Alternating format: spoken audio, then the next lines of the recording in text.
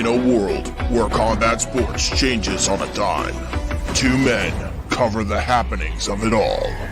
What's up, everybody? Professional wrestling. We said the wrestling world was going to change. CM Punk is all elite, and honestly, it couldn't have gone better. I think it's possible that Goldberg beats Lashley and that Big E beats Goldberg, because I don't see Big E beating Roman. I thought ROH was a pile of crap. I think corporate ROH is gross. First of all, the Nick Gage entrance is one of the most insane things I've ever seen in my life. The Edge deal is up next year. Do you think he gets here AEW if he's still healthy? I think that he's a WWE lifer, honestly. Don't forget that the only reason WWE cleared him to begin with was because AEW was going to, and they were trying to sign him. Mixed martial arts. And I think everything leans towards Sandhagen, but I don't know. I think TJ could surprise some people. I'm choosing Sandhagen, especially with his last two performances. The Aljamain Sterling and Piotr Jan running that back, and the winner of this should definitely get the next title shot. I thought Connor looked fantastic with the kicks. When he got rocked with punches, he went for the guillotine. That was the stupidest move. Do you hear Dustin after the fight admitted, though, that there was like a second there where he was like, oh God, he might have me. Do you think Pena has a chance against Usman Nunez? The card isn't very good in my opinion. Even the undercard I don't think is that great. Wayne, Gon, and Lewis could potentially be really boring also. That's possible. Definitely. Boxing.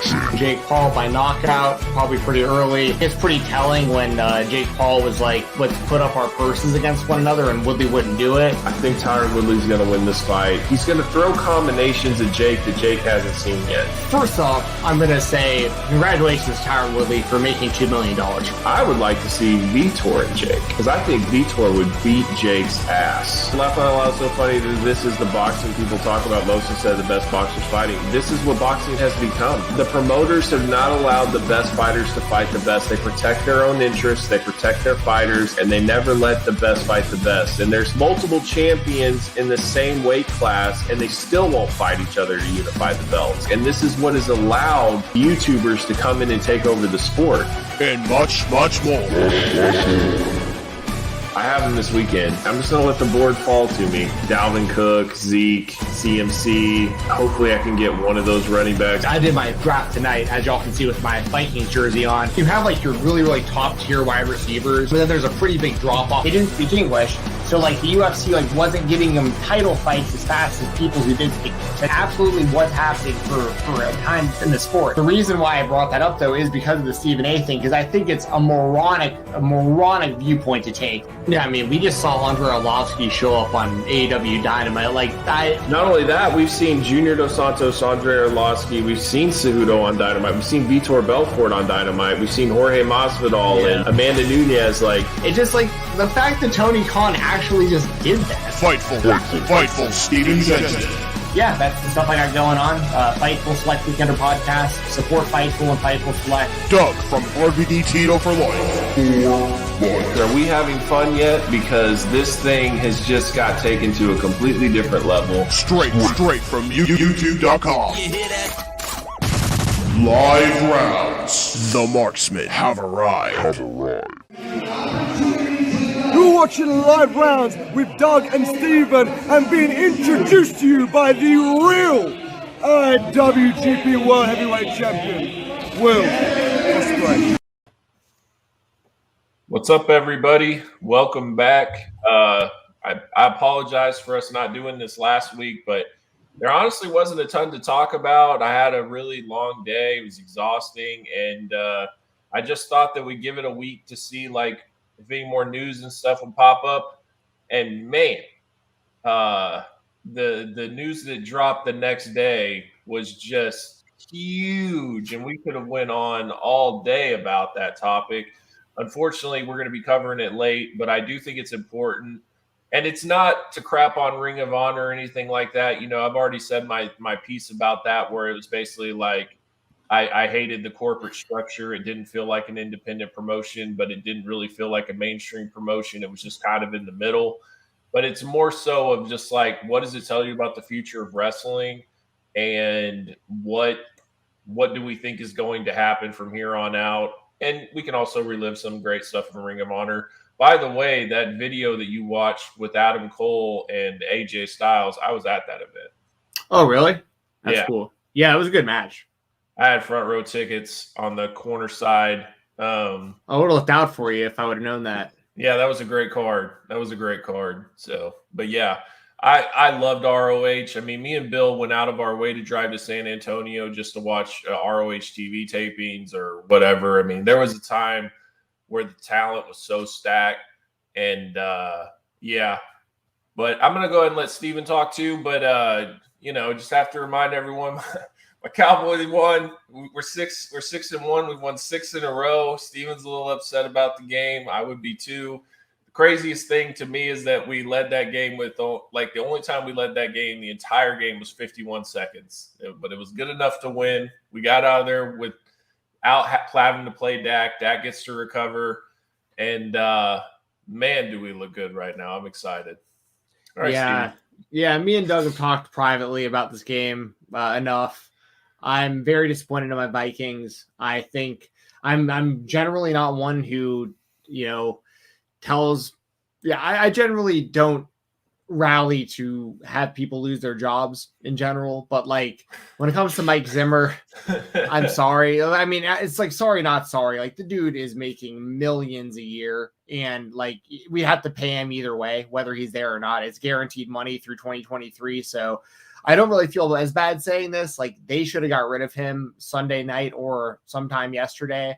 But yeah, it's frustrating. The Vikings have a really, really talented team.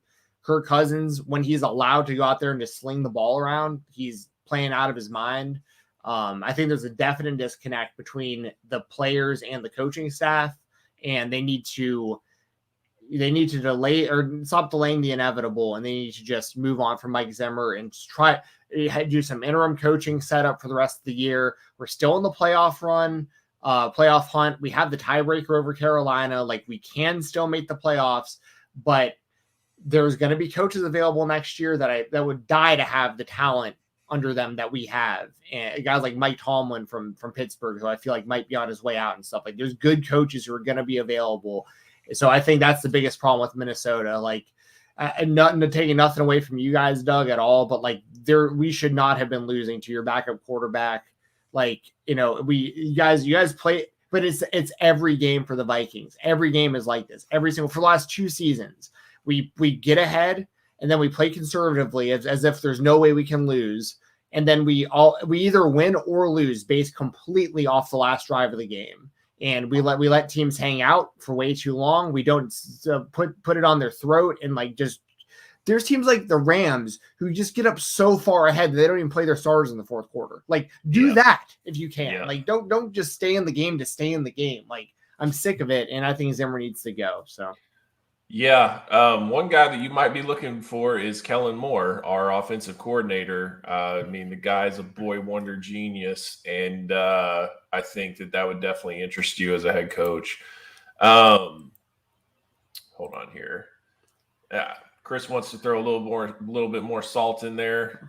You guys say, Steven, how's it feel to your Vikings lost to Dallas backup QB for the second straight year? Laugh out loud. Well, I pretty much just answered that. But I will say this, and I told this to Doug privately as well. I think Cooper Rush, like he showed the kind of potential where he might be a better option as a starting quarterback than on some of these teams that are really struggling. Like he looked pretty legit. So it's not like we lost to some shitty quarterback. I think he was rattled at first, and then I think he got a little bit more comfortable. I also think, he's been with Dak almost the entire time. Like I think he started in 2017, so just a year after, and undrafted free agent. So he at least knows the offense, and that's a huge part of being a quarterback is just not second guessing and knowing your reads. Plus, he's got Amari Cooper, CeeDee Lamb to throw to, Cedric Wilson. It can go on and on. So, yeah, it was definitely built. He has a good offensive line. Like, it was good. It probably doesn't hurt either that he wasn't worried about Danielle Hunter coming after him after, like, the second quarter of the game, too. Like, Danielle was, like, all over him. And then he's probably going to be out for the season. So, just unlucky. But once again, the Cowboys, I'm not taking anything away from y'all. Y'all played good. Like y'all made the right decisions. We're over here calling double timeouts just falling apart. And y'all capitalized and did what you needed to do. Like, Cooper Kupp is when that dude gets open, like it's game over for everyone. Like CD One, Lamb. one thing I'll say. One Z thing played I'll his say heart about out. yeah. One thing I'll say about Mike McCarthy is I don't know how good of a coach he is, but I do know that he kind of just lets his coordinators do their thing, and then he'll be aggressive in the game. We will go for it on fourth down if we're even in the 30 because he believes in the offense that much. And when you have to face us, that type of offense with Dak, and you have to stop us for 4 downs, it's really difficult. And we're just aggressive. We really tried to step on people's throats.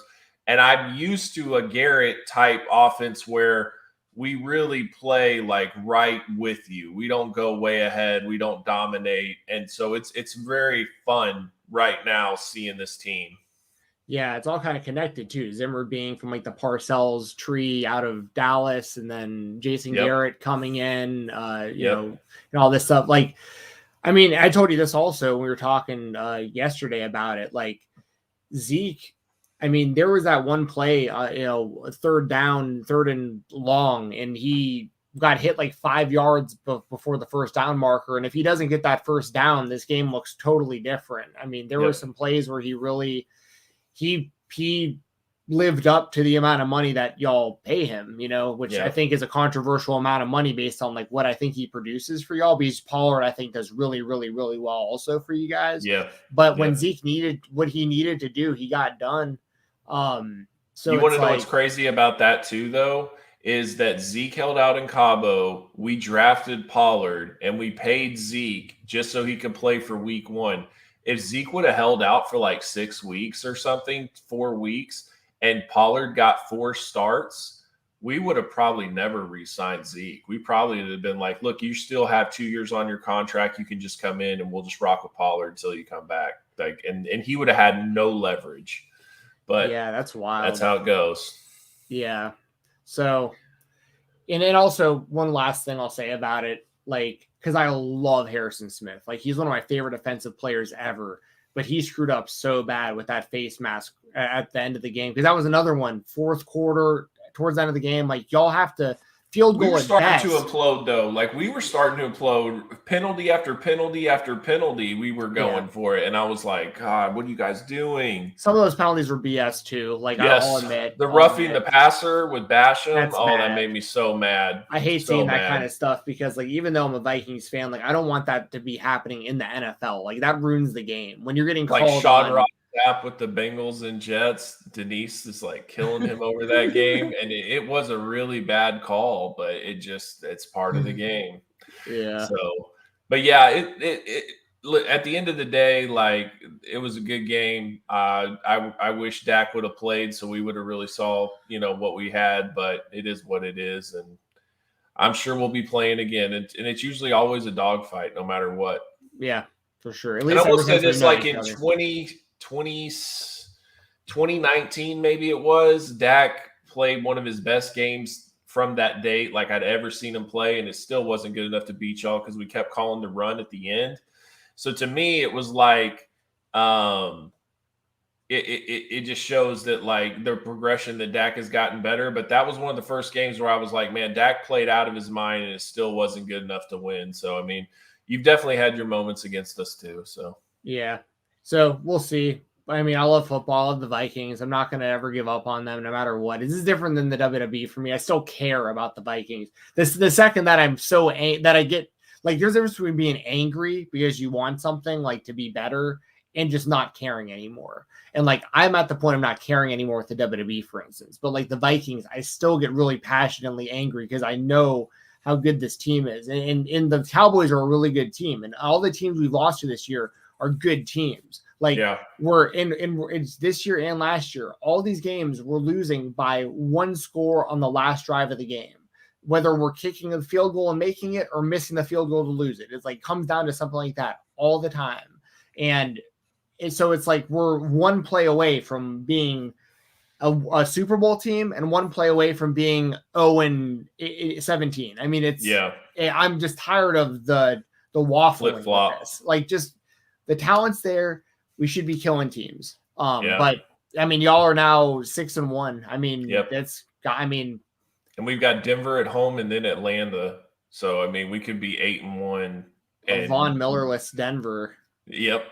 That was wild. Yeah, that one was but it's one of those things too where like teams fall in love with names so much. And it's like, what has his production really been? And yes, they had to give up a second and third, but like they don't have a first round pick, they don't have a second round pick, they don't have a third round pick. They only have like a fourth round pick and like 2 7s. Like it's a disaster for their draft picks, but they go all in on veteran players, which I think is.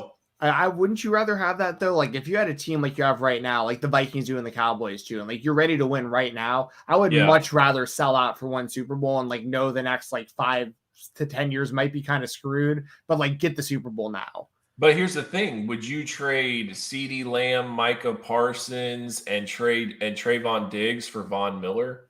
Because that could be what you're doing. I do see your point there, but also it's pretty rare that would be like not every team is getting that lucky of getting like most of the time, not most of the time, but a lot of these rookies just don't really pan out either. Yeah. That's some don't, but I mean, like you look at your Justin Jefferson, right? Like if you would have gave up your first round pick in 1 year, like you don't get Justin Jefferson, you don't get Dalvin Cook. Like I'm not saying it's not the worst strategy. But also, you got to think, too, you get these players on the cheap, too. You get them for 5 years cheap. If you get rid of that contract and then you sign these veteran players, they cost way more money. So if there's an injury or anything, you probably don't have a lot of depth to replace them. So it's a catch and go. Yeah, and it's situational because I think, like, with the Rams, I think it's smart. But I mean, listen, like, the Rams are definitely a threat, no doubt about it. I mean, the Rams, the Packers – Tampa Bay and Arizona are what I'm keeping my eye on. Like they're the ones that are in our way for the number 1 seed. Well, and with Von Miller, this like particular trade, his production I'm sure has gone down, since he was like a big name, but also like he's going to be playing with like Darnold right there too. I mean, like it's going to open stuff up. Like sometimes it helps to have like really good people around you too to get your numbers back up. So, but I'm totally with you. The Justin Jefferson thing for us is a little different too, just because like we traded Stephon Diggs. So like it was like, that's the reason we had that pick was for the Diggs trade. But my thing is this, like, just like I was saying earlier, when I look at teams like the Rams, I just get so jealous because I'm like, it's like young coach, like going out there, Matt Stafford, people were like, oh, is he still that good? Like it looks like Matt Stafford's pretty damn good. Like, I mean, like they got good Cooper Kupp and that dude who caught 2 touchdowns on Sunday. I can't think of his name. Woods. Yeah. Robert Woods. I mean, like they're loaded and they get so ahead that they're able to like sit their starters. I mean, like they just don't worry about it. One thing I'll give Cowboys a lot of credit for though, like literally every star player you see on that team except Amari Cooper, we've drafted. We've drafted every single one of those players.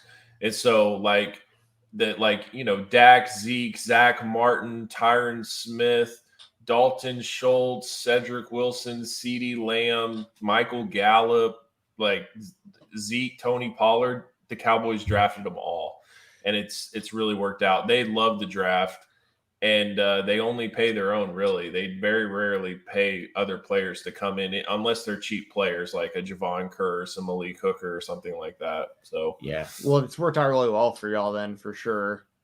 Yeah, we haven't had that same luck historically. Like, or we'll do something like the Herschel Walker trade and then set another team up for. But it's right. We're like Henry Ruggs today, or last night, ended up killing somebody in a drunk driving accident, and he was drunk. If the Raiders take CeeDee Lamb instead, like our team is completely different. You know what I mean? Like sometimes it's just luck, man. It's all it is. Because like it was CeeDee Lamb, Jerry Jeudy, and Ruggs, and the Raiders took Ruggs. Then the Broncos took Jerry Jeudy, and then it left Dallas with CeeDee Lamb. And nobody knew we were going to take him because we just re-signed Amari Cooper. So it was like right there, because if someone knew we were going to take him, I think somebody would have jumped us in the draft. So a lot of it's just strategy too. Yeah. Yeah, Vikings draft hasn't been going too great over the years, but we do get a gem every now and then, like a Justin Jefferson, but and Dalvin Cook. Yeah. But and Danielle Hunter was really good value. Oh yeah, I totally agree. Man, I love that guy. I feel so bad that he's going to be out for another like half a season like this. Like this is it's a real bummer. That guy is a super freak athlete. That is like that guy would beat like Brock Lesnar in a fight. You know what I mean? Like that. Like and he's running at you full speed with his arms up. I mean that's got to be terrifying. Yeah. But yeah, man, and that's the thing. I like to show love to these defensive players that they don't get talked about enough because those guys are out there putting in like the Vikings defense. Even though I didn't like our strategy in our game, where I thought we were playing too far back and letting y'all get too many yards when we shouldn't have. Like our defense for the most part played pretty damn well outside of getting burned. Like a couple guys didn't play well, but like. Speaking of defense, what did you think of Micah Parsons? Yeah. Number 11. I mean, he had 11 tackles, 4 for loss. All over the place. Yeah, and then Randy Gregory, that guy, he's such a beast, and we've kept him since 2015, and he has been suspended for weed like every year until they made it legal, and now he is just wreaking havoc. He has 5 sacks. He's killing it. Good for him. So, and blazing. Yeah, exactly. He's the Nick Diaz of the NFL. Like, nice. And finally they just gave up and let him play. So, and he's such an intelligent guy. Like when you talk to him, he's such a super intelligent guy. I really like him a lot. Like I really hope he's going to be a free agent. So I really hope we re-sign him. But I know how that goes with pass rushers. They're really expensive. Yeah. So. He sounds kind of like Ricky Williams. Like he was super misunderstood. Yeah. And when you hear him in like current interviews, you're like, no, this guy was just like way ahead of the game when it came to like knowing about this stuff. Yeah. When like his weed issue is not necessarily just because he wants to be like on High Times magazine. It's more so like he has some bipolar issues and some stuff like that. And so it helps him with that type of stuff. So it was one of those things that he basically needed and they kept outlawing it. So it was really tough for him, but now that they don't care, he's killing it. So, yeah. But yeah, I guess we can talk about wrestling now. Thanks for still sticking with the chat, guys, and going over our football. Obviously, Steven and I love football, so especially, I mean, we mainly love the NFL. It's not really a college thing. I don't care about college football at all. Yeah, actually, you should hear his rant about college football. But I got love for my Georgia Southern Eagles, the college I went to, but like outside of that, I don't care about it at all. Yeah, I like high level competition. So when it gets down to like college football playoffs, I like watching that. But like I don't watch just on a Saturday, plus I can't watch everything. I can't watch every wrestling, all the NFL, all that, and then like still be married. So at the end of the day, I have to pick and choose. But yeah, so anyways, Ring of Honor. When I first saw their little statement that they put out, I was like, this sounds like they're going out of business. Like I wasn't buying the whole, like, we're going to rebrand and come back. And I didn't like necessarily the fact that like how they first basically label it is like, it's not safe enough to run shows and we'll just be back next year.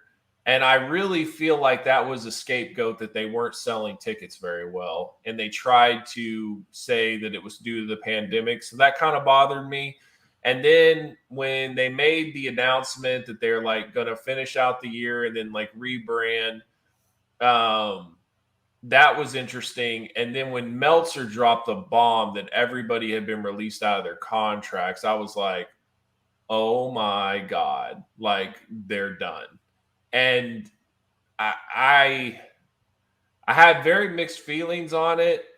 But it also, what I kind of want to talk about is, to me, what it sounds like they want to do is be like a PWG on TV, be like a GCW type where there's not necessarily contracts involved, but they can bring in whoever they want to just like whoever's getting buzz, they bring in for a show and then they can put it on TV or however they want to do that. In my opinion, I kind of feel like that's going to be the future of wrestling if you're not AEW or WWE. What do you think about that? Like the idea that like most of them will want to stay independent unless they are in. Like you're not just going to have just like wrestling companies that have contracted wrestlers anymore. Yeah, which at the end of the day really is like what it all should be across the board with them being independent contractors. Like they can sign contracts, but it is weird how, like, I mean, I'm not going to get on a rant about the WWE, but the fact that like they're basically being made to be employees, but they don't get any employee benefits really. And they're like this weird gray area between an independent contractor and an employee that seems a little, some of the stuff's really off with the way that they do that, I think. But it's similar to the UFC, though. There's a lot of similarities, kind of. Yeah, for sure. Oh, the UFC ain't letting you do anything without their permission. Yep. But I think so. And I think it's been trending that way anyway. Like we've been seeing it a lot, like in the last, year or so. I know I've talked to you about it mainly like privately, but there were wrestlers that I knew of that had been offered contracts with the WWE, or at least verbal contracts to go try out and go to the Performance Center and all that stuff. And there was quite a few of them that like they would rather stay independent. Right. And it isn't, and part of that I'm sure has to do with like them not trusting like WWE creatively and all that stuff. But some of them I think maybe wouldn't have taken an AEW contract either. Like I don't know. I think some people just really like that aspect of it. But that all being said, I do think that it really depends on which way Ring of Honor goes. Like, are they gonna continue to try to do weekly TV? Because if they are, then I think that's a bad idea. Honestly, yeah, I think they should go the GCW route and do a big show every like 2 months or whatever, and just get the best talent you can. It makes it a little difficult for champions. Like you'd have to pick, people to hold your titles that give you some sort of commitment that they're not going to take another booking instead of yours, like when your big show comes around. Right. But so that's a whole other conversation of like, because I said this on the Distraction on Fightful today with Jeremy and Bob. I was saying, I think it'd be smart for ROH to start really trying to get some like commitments, not necessarily contracts, obviously, but just some like commitments from guys like Freddie Ahai or like Tracy Williams, kinds of guys that like, that AEW might not be like honing in on right now, that you think you can get, but that also wrestle the style of like what people expect out of Ring of Honor and that kind of stuff. Because they're not going to be able to rely on like a guy like Jonathan Gresham. He's going to be everywhere now that his contract's up. But I think that they should do like a really big show for at the end of the year. I think like Bryan Danielson, he should be a part of it. I think they should get past ROH wrestlers, do one big like final hurrah for Ring of Honor, and then they'll come back as like a rebranded thing sometime next year, I guess. So yeah, I mean, but like to me, I can't imagine how Impact isn't much further away, honestly, of the same position. And then to me, MLW I think could be somewhat in the same position as well, where. And I'm not saying that like this is going to happen overnight. I just think what's going to start to trend, in my opinion, is just shows. Like, did you see that Halloween show with the Wolves and Moxley?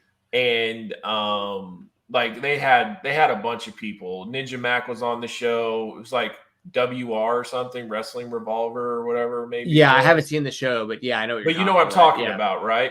But like, I feel like that is the future of wrestling, where it's just going to be like big shows that catch buzz, but it's not necessarily going to be a certain company. And I think it could be cool. The only thing I'm not so certain about is like wrestlers' future, right? Like I saw Tony Deppin's tweet where basically he said that like, due to something that recently happened, I think you guys know what it is or something like that, I need bookings. If this doesn't happen, I'm not going to be able to wrestle much longer. Like, I do feel like people like a Rhett Titus or something like that, who was getting normal ROH checks, and now you're really just based on what you get booked, is what's going to happen. But it kind of feels like Vince killed the territories, and Tony Khan being able to be a strong number two is allowing the territories to kind of come back. Yeah, that's true. And obviously, like, I think like it goes without saying, like, obviously I feel bad for anyone who's in a position where like they were going to be getting this money from Ring of Honor, and they were counting on it, and their families were counting on it. And like, I don't want people to like not be able to work and to be like, I hate hearing that about someone like Tony Deppen, although he does, great. I don't know financially how, but like, he's really spotlighted on GCW. Same with like a guy like Chris Dickinson and stuff. Like they're going to get work. But do you think though, because of all these releases and all these, I mean, like you're talking Bandito now, Briscoes, like going to GCW, like their spots are going to be getting limited, in my opinion. I mean, that is a good point. That's possible, but I feel like there's so many places that are doing well right now that like they'll have right.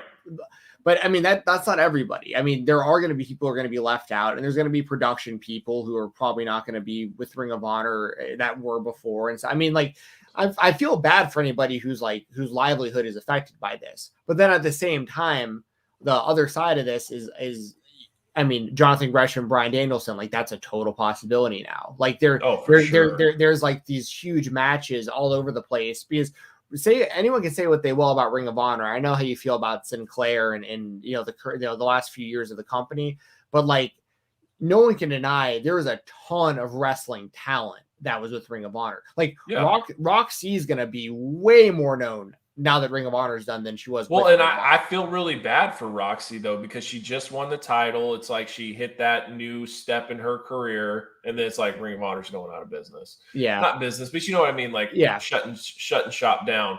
But like it also is kind of a cool thing too, because at least she did get that milestone before they announced it. So now people have their eyes on her. But no, I think she's great. I would love to see her in AEW. Like if I'm Tony Khan, I'm calling her. She's young. She could be a future star. She's already really good in the ring. I would definitely offer her a job if I was Tony Khan. Yeah, and you can market her in AEW as the only Ring of Honor Women's Champion. Like, you know what I mean? Like, I mean, although it was short, I mean, it's true. But yeah, man, it's going to be really interesting now that, so many people are.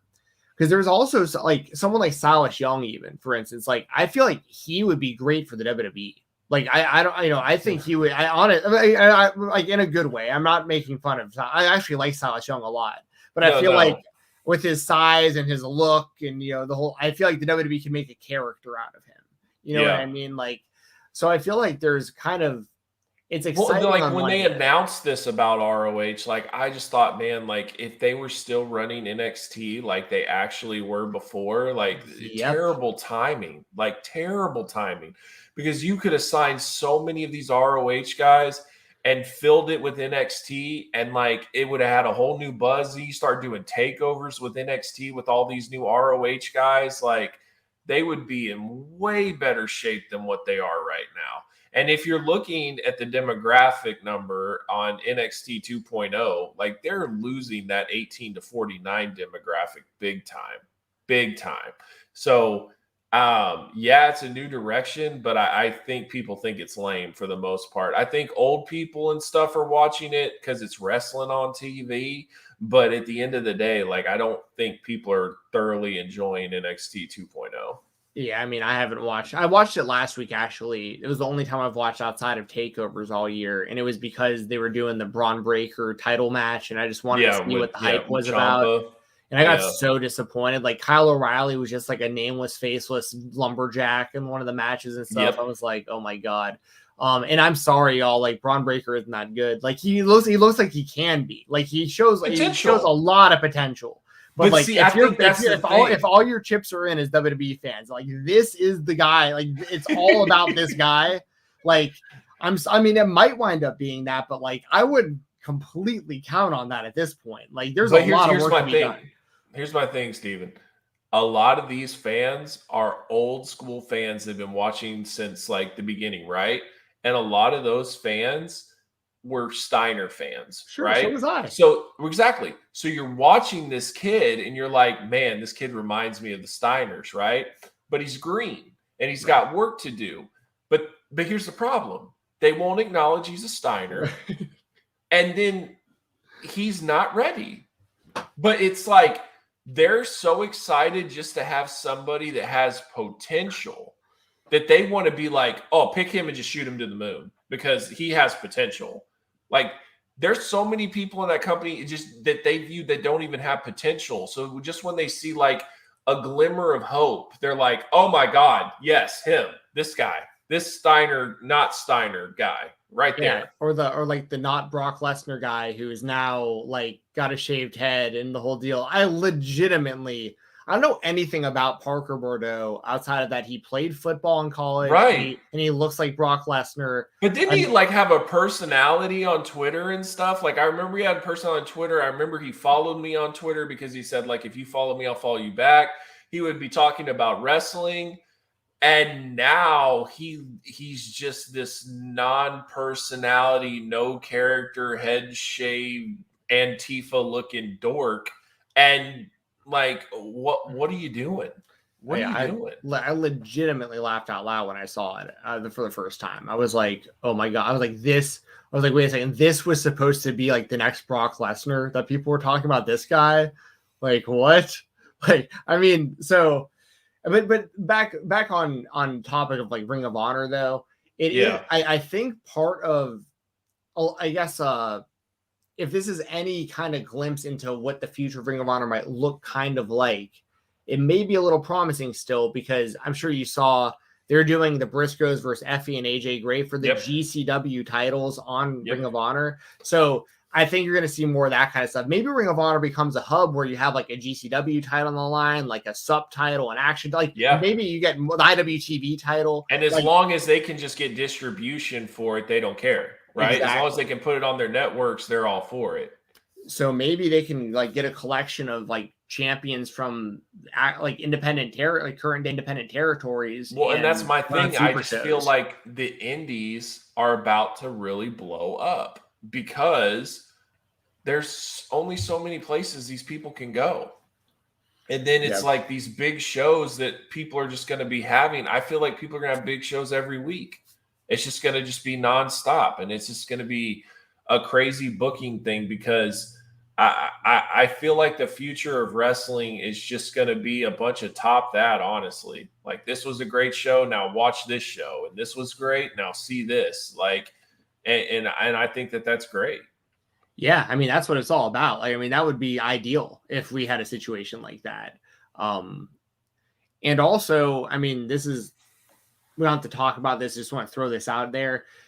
And I know it won't happen, but especially now, this is when, if you're WWE and you have any goodwill that you want in the wrestling world, for fans like myself and Doug, people who've been watching for 30 plus years, that were loyal fans up until, recent years, they need to start a partnership with these other companies too. I know they won't do it, but like, that would be massive if they could talent exchange with, if you could lend a Roman Reigns out, and in return you get a Kenny Omega, a Jonathan Gresham, you get access to Danielson. I mean, like, it would get me to watch the WWE again, because I'd be like, oh, people I like are on the show again, and like they're doing something different.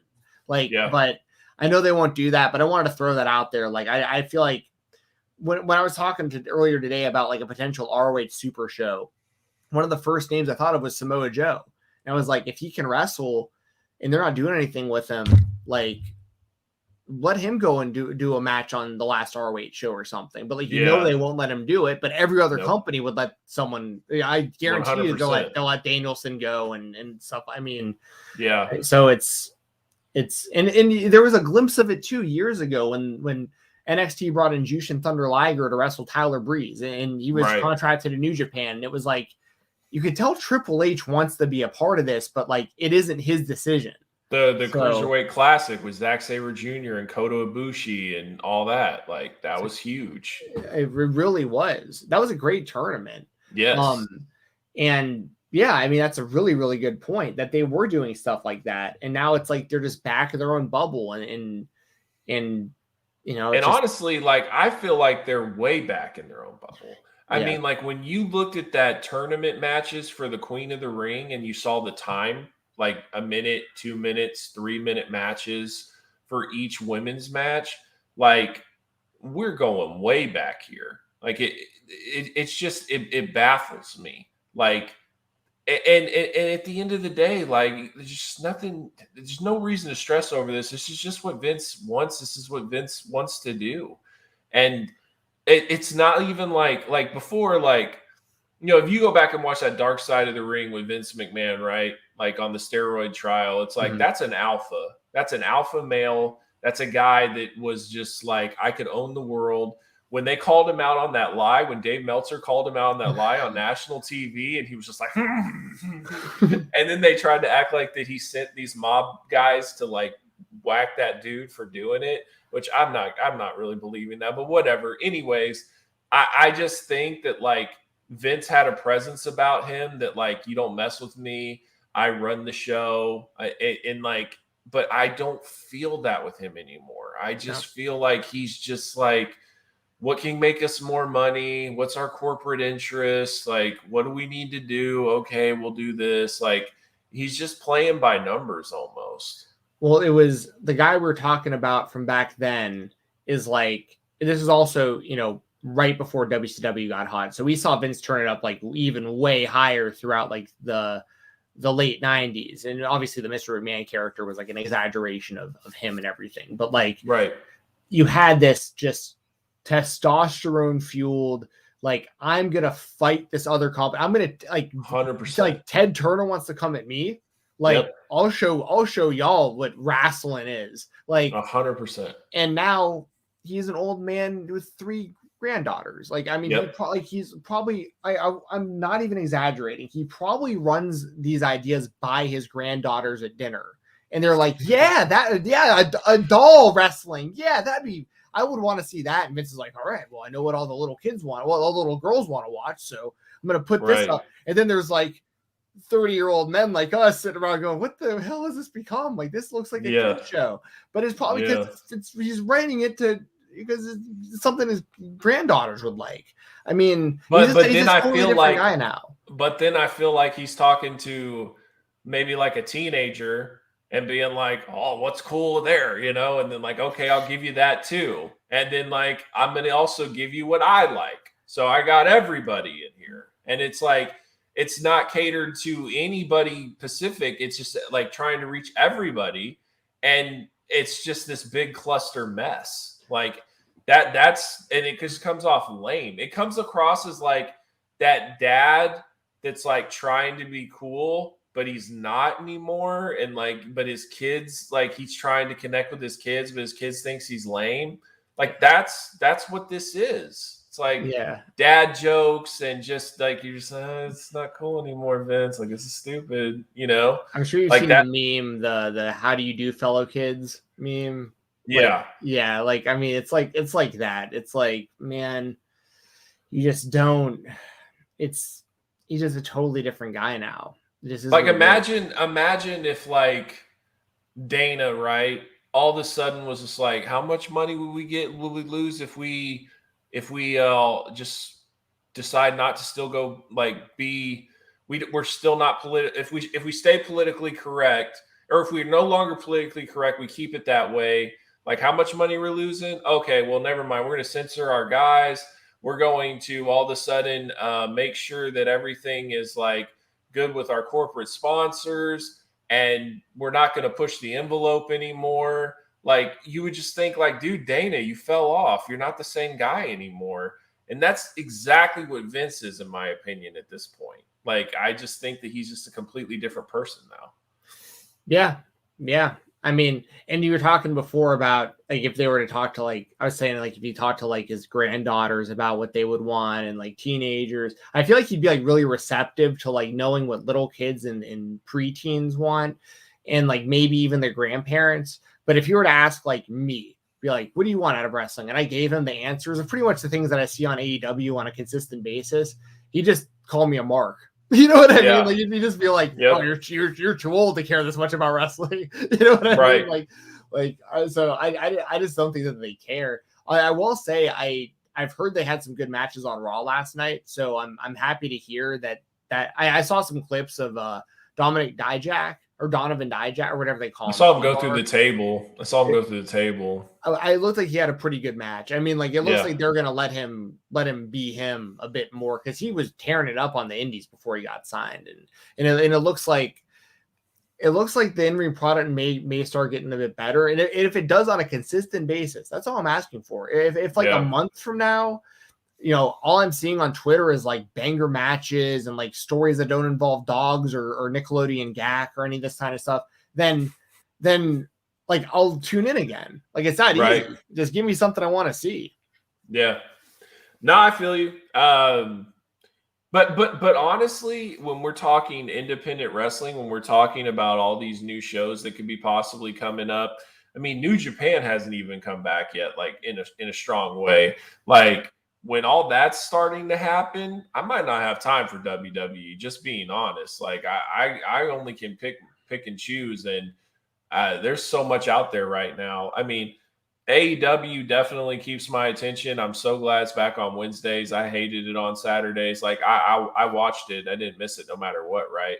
But it's definitely become such a habit to get it on Wednesdays. So I love the fact that it's back on Wednesdays. And you know, it feels weird that Full Gear is next week. I don't feel like that necessarily the build has been there. I feel like it kind of got rushed. But I also feel like Full Gear is always going to be one of those pay-per-views where it's going to be a little off because it's not going to be on Sundays because they're never going to go against the NFL. And it's in that November time where it's not necessarily that big of a wait from the last pay-per-view. And it's also the last pay-per-view of the year, but there's still time before the end of the year. You know what I mean? So it's just it's a weird time. I think by the time that it gets here, though, it's going to be a banger. It's going to be amazing. I can't wait for it. But it just kind of feels like it's weird because we've waited so long for Hangman and Kenny, but I don't feel like Hangman and Kenny like build up peak is hit. Like I feel like that there needs to be like not necessarily a contract signing, but one more like fire face-off promo. One more of like Hangman really showing that he's ready for this match, something like that. I'm sure we'll get that tomorrow. Yeah, either tomorrow or next week. Yeah. So, there's a comment from 49ers Fan for Life. I want to highlight real quick about Eric. It says, didn't AEW have zombies and grown men acting like Ghostbusters? I'm sure that's in basically in response to me saying I don't want to see dolls and Nickelodeon GAC and those kind of things. Yeah. The difference is that the wrestlers and the AEW fan base are self-aware about this stuff. Like the elite are goofy, over the top, dress up crazy. Like Kenny is super over the top. Like that's who he is. And we all know that, and he knows that, and they're self-aware. There's a difference between being self-aware and everybody being in on the joke versus like actually being made to believe that a doll has powers that are causing you to lose matches. Like Charlotte Flair, people can say whatever they want about her. One of the best in-ring talents in the world, right? She was feuding with a freaking doll. Like, and a doll that she was scared of. The doll was making Shayna Baszler run away and scream in fear. Like, that's the difference, is like self-awareness and everyone being in on the joke versus being an adult and watching a doll terrorize an MMA fighter. Like, that's the difference. Yeah. Well, and I mean, everyone, it's like everyone's in on the joke with the elite. Like we're not necessarily laughing at them. We're laughing with them. Yes. You know what I mean? 100%. Like, and what people just don't get with the elite is they are being so over the top on purpose. They're doing that to get on your nerves. Yes. They're doing that to get heel heat, because I hate to break it to you, but they're so damn good and they're so damn cool that they have to do that for you to hate them. Like, at the end of the day, otherwise you're going to be the biggest Kenny Omega fan. You're going to be the biggest Young Buck fan. It's going to happen because we've all been there. But you're starting to question if you're a fan or not because Kenny's acting ultra goofy, or Nick has a nose ring connected to like his hat, and like it's just so over the top, right? but at the end of the day, like come pay-per-view, they're gonna kill it. They always do. And we also know that this storyline is heading in a different direction, right? Like that this isn't always who they're going to be. This is just what they need to be at this time. And let's be honest, if they were just a cool elite and Hangman was just kicked out of the club, right? This would not have the same impact. Hangman wouldn't be as over. Hangman wouldn't feel as big of a baby face. It's because these guys seem like bullies. It's because these guys seem like such cocky jerks that they need to get their come-ups, right? So I mean, that's what this is all about. Yeah, and for everyone saying about like the Ghostbusters and all, it was a Halloween episode. Like, I mean, there's like I might be alone. Let me know in the chat if you agree or not. But like, as somebody who grew up in the '90s, when they put those proton packs on and Kenny yelled out "shell shocked" and they all did jumping back, they all backed into I can't remember who it was, Jungle Boy, whoever was in the ring.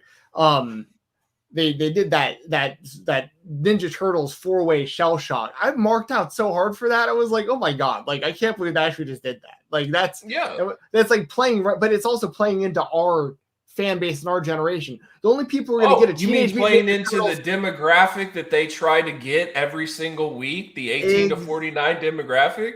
Exactly. Like the only way you're going to get that reference is if you were into Teenage Mutant Ninja Turtles 2: The Secret of the Ooze. Like 100%. Which and hey, guess what? I'm into it. Oh boy. I mean, I may or may not have a Kevin Nash Super Shredder right here. So I'm just saying, like that was all right up my alley. So yeah, I loved it. And to me, it's okay because it's a one-time thing, right? Like they dress up as the Ghostbusters. They don't dress up like the Ghostbusters every single time. Right. They dressed up for Space Jam. Space Jam dropped. They did a cool thing. It's fine. They dressed up for Street Fighter because it was video games. They were in a cyber, whatever the thing was. I don't remember what it was called, but they were in a video game show, like a video game con. So they dressed up as Street Fighter, right? Like this is just stuff that fits the theme. That's all it is. Yeah. So, but if you didn't like it, I understand as well. I'm just saying, like, there are a lot of people that trust me, we like our serious wrestling. And honestly, this is going to kind of segue into Bryan Danielson because I feel like that if you're into serious wrestling, if you're into just banger matches every single week, if you're into a guy that just takes his craft so seriously and brings out the best out of everyone, I mean, he's hit a home run, in my opinion. Yeah, 1,000%. Sean's mentioning in the chat, very good point. For the live crowd, the main event that they saw was Eddie Kingston and Bryan Danielson, and that match was incredible. Yeah. So, like, let's get to some super chats real quick before we jump into Danielson. Oh yeah, for sure. Make sure to, if y'all send those super chats, we read out every single one, put them up on the screen for y'all. So make sure to also, send those. If you haven't, you're enjoying the conversation, hit that like button. We got 38 people in here right now, so I really appreciate you guys tuning in. So smash that like button and help us out. It's Dirty, what's up, man? Thanks for coming back. Yes, sir. What was your opinion on New Jack as a talent? So I think he was really good on the mic. I think he had a really good presence about him. I don't think he was necessarily like the greatest in the ring, but I also think he was crazy. He had a little Jeff Hardy in him. And I had never seen dives like that before. So when I just remember the Natural Born Killer song and him just going crazy. And it was usually guaranteed to have like a crazy spot fest dive. And like, that's really all I needed from him. And honestly, like going back to his old Smoky Mountain Wrestling days is where I really saw some of his fire promos. Those ones were wild. Well, he was in some dangerous territory there with like the things he was saying, where he was saying them, like that. Those crowds. But that's beautiful. Oh no, I agree. I'm just saying, like that was ballsy to be doing that, big time. Yeah. But I love that type of stuff, and I do think that I don't know as a person or whatever, but as a wrestling talent, I think he could have been in the WWE or something like that. Just as talent wise, I think he could have definitely had some type of gimmick that would have worked. But at the end of the day, I think he was talented enough. He's a good pro wrestler. Had a really good presence about him. Yeah, I agree that he was a really good promo. He was very, very believable. Yes. But I will say, and people probably don't expect me to say this, I'm not a New Jack fan because I don't like the liberties he took with some of these wrestlers brutal. at all. Brutal. There's a difference between like protecting the business and like all this kind of stuff, but like to whip out a taser on your opponent who has no idea that you have a taser, or to bring a shank to the ring in your pocket and to stab your opponents who are willingly letting you do things to them, and they don't know they're going to get stabbed. And even if they do, there's nothing they can do about it at that point. There was the one guy that he like really messed up that New Jack would have wound up in jail, and then apparently he told the guy that he'd get him a tryout with the WWE if he didn't press charges, and then he just never talked to the WWE about him after this guy like basically got him out of jail. I mean, and it's going to be controversial to say because I know he has a very loyal following, but like New Jack as a human being, I had no time for at all. Yeah. Like he's one of the few wrestlers in history I'll say that about. Right. But like if you go back and watch some old ECW, it is fun to watch that guy go out there, Natural Born Killers, with the shaking his knees and doing the gunpowder smoke guitar shots and like you said, I've never seen somebody take dives like that before. New Jack. So from that perspective, it was innovative and entertaining in a lot of ways. But like once you know about the behind the scenes stuff and he admitted he literally tried to kill Vic Grimes, like a guy who made a mistake 2 years prior. That it's not like he wanted to land on the concrete the way he did either. And so it's like, man, you're out here talking about, and then someone mentioned the mass transit. I mean, like just literally trying, like it's strange to me when I see a guy get interviewed and he's like getting giddy talking about the idea that he can murder someone and get away with it. Like I really feel like that he has killed somebody before. Like honestly, he just kind of comes across as somebody like that. And I also think that some of his stories are definitely like over exaggerated, and maybe he might even have never meant to do it, but then he just wants to say like, oh yeah, I meant to do it. And what about it? You know what I mean? Like, so I do think there's part of it there, but like, if you're looking for him as like a role model, like you're in the wrong place. Like the guy was crazy. And I understand why he couldn't make it in the WWE or any big company like that. But I do think talent wise, he had it. He just was gone. But I will say this, right? His dark side of the ring is fascinating, right? It is very interesting. And this is the thing, like we like movies with dark characters. We like the villains. We like people that are a little bit wired differently, right? Sometimes the darker, the better in movies. But like when it comes to like real people, it's like, we just want to just say, I don't want to associate with, I don't want anything to do with this person, blah, blah, blah. But it's like the story is still fascinating. Like whether it was good or bad, like the XPW thing, I thought the story was fascinating. I thought the guy was a total piece of garbage, but like blown away that this stuff actually happened. Like could not believe it. Do you know XPW returns this weekend? Yeah, Fight TV with him. No, but I don't know wrestling wise, but it's like it's that Raw Black dude is like running it again. Oh my god, in 2021. Yeah. Like I think they used the Dark Side episode as basically an advertisement to return. How? Like how? And I think that this is the funny thing, right? This is how stupid cancel culture is I think that they advertised Marty Scurll to be there. And people threw such a fit that he was going to be there that they had to pull him off the card. But you don't have a problem with anything else? You don't have a problem with Rob Black running a wrestling promotion? Are you kidding me? Yeah, so I'm reading the description from Fight TV right here. By the way, some of the people I'm seeing on this poster looks like Willie Mack, Brian Cage, G Raver, Schlack, Colin Delaney, M-Dog or Matt Cross, So I mean, there's some names on this thing, but you would think Tony would not like Brian Cage involved in this. I mean, I don't know what Brian Cage's relationship with Tony Khan is right now either. Yeah, I agree. But I feel like this is like poking the bear here. Rhino and Casey Navarro Casey Navarro on the show. But it says after 18 long years, XPW and its mastermind founder Rob Black are back on November 7th.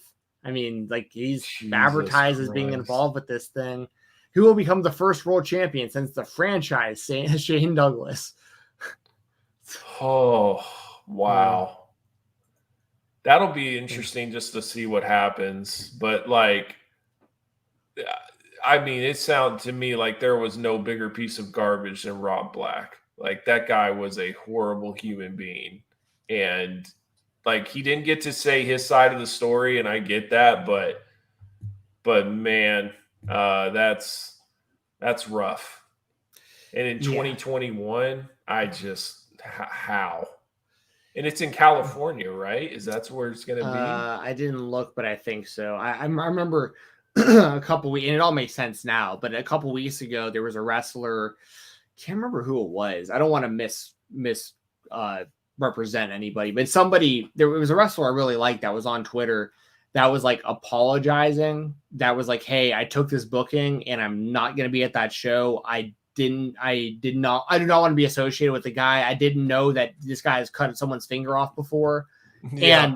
And I was like, what the hell is he talking about? And then like the Dark Side ring came out like a couple weeks later. And I was like, oh, this is what he was talking about. Like, oh my God, like you must have taken a booking with this guy. And I was like, but wait, this guy still books shows. And that's when I found out like, oh, they're redoing XPW and the whole deal. So yeah. Oh my God. Or the fact that they made the dude like handcuff him behind and just take chair shots to the head. Like that's so messed up. Insane. That was so messed up. There's just so much of that's crazy to me. But wow. Okay. Whatever. It's coming back. What else we got for super chats? Sean, awesome. Thank you so much for super chat. Great to catch you guys live. Kingston and Danielson killed it. Yeah, I thought it was great. And it kind of seems like we're going to get Eddie Kingston and CM Punk at Full Gear. That's what it's looking like. Hell yeah. And I'm all for that. Totally down. I really like the promos between Eddie Kingston and Bryan Danielson as well. I thought it was awesome. You see what Mox said too? Like he said Mox and Eddie Kingston were like at Gorilla when he was heading down there, and they were like beat his vegan whatever grocery store shopping ass. And like it just makes me wonder like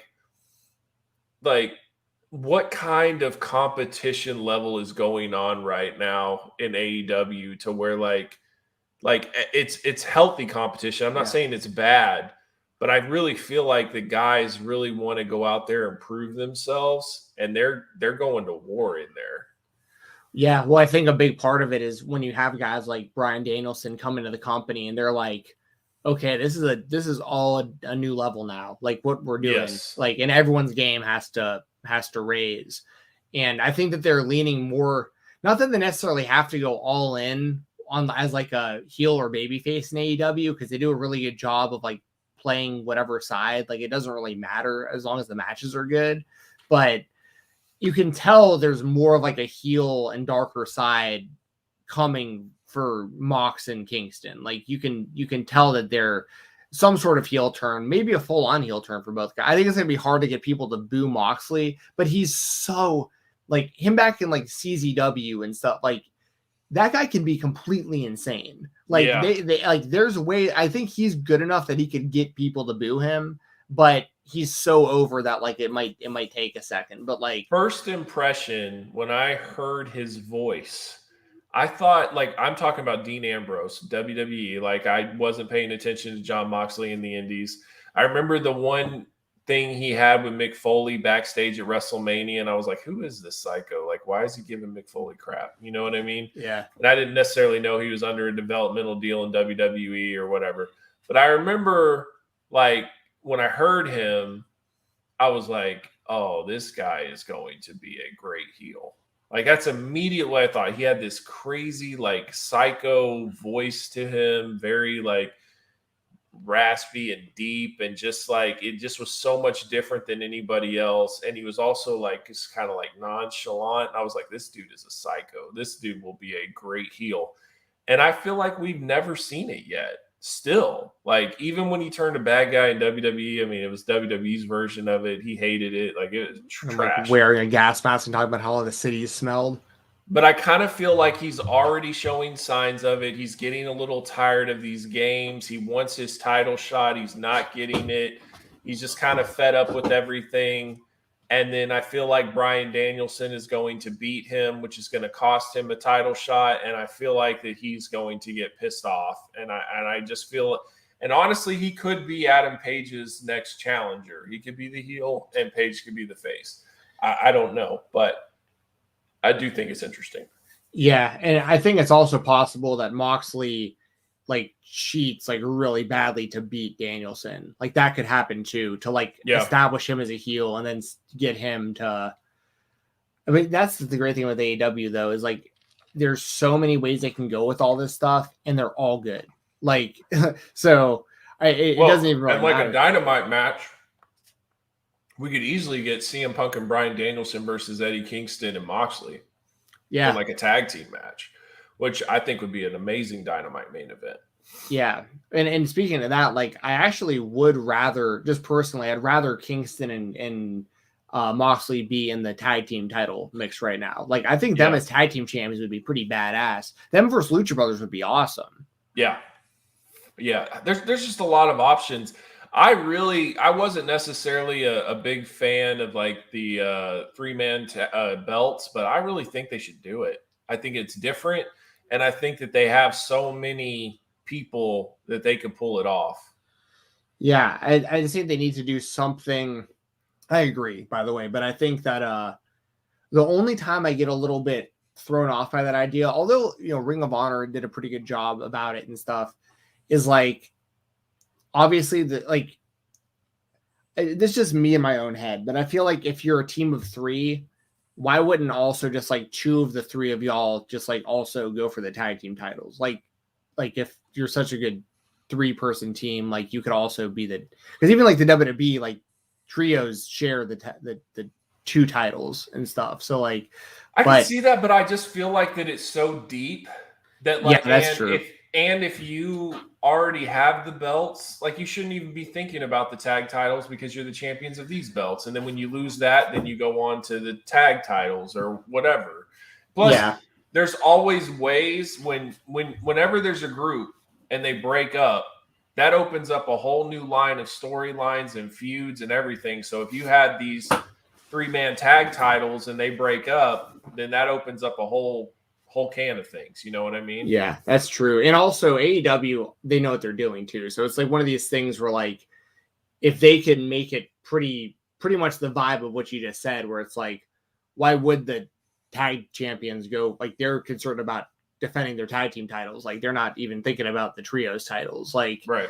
And vice versa with the trios champions. So they'd have a way of look doing at the TNT title and the championship, right? Like the TNT guy usually isn't going for the championship, and he would want it, but it's like he's focused on being the TNT champion.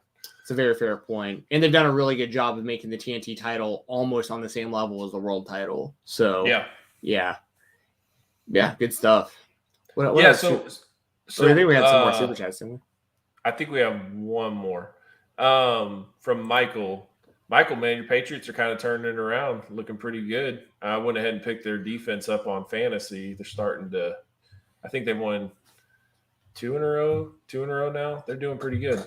Who you guys expect to go over in the MJF and Darby feud? I'm thinking Darby wins and we get the Wardlow face turn at Full Gear. I think the Wardlow face turn is definitely happening soon. They've really been hinting at it. And that makes sense. That honestly makes sense. Somehow Wardlow cost MJF the match and Darby wins. But I could also see MJF winning. Like, it could go either way. I'm enjoying this feud, like storyline-wise and everything. I think this is a good one.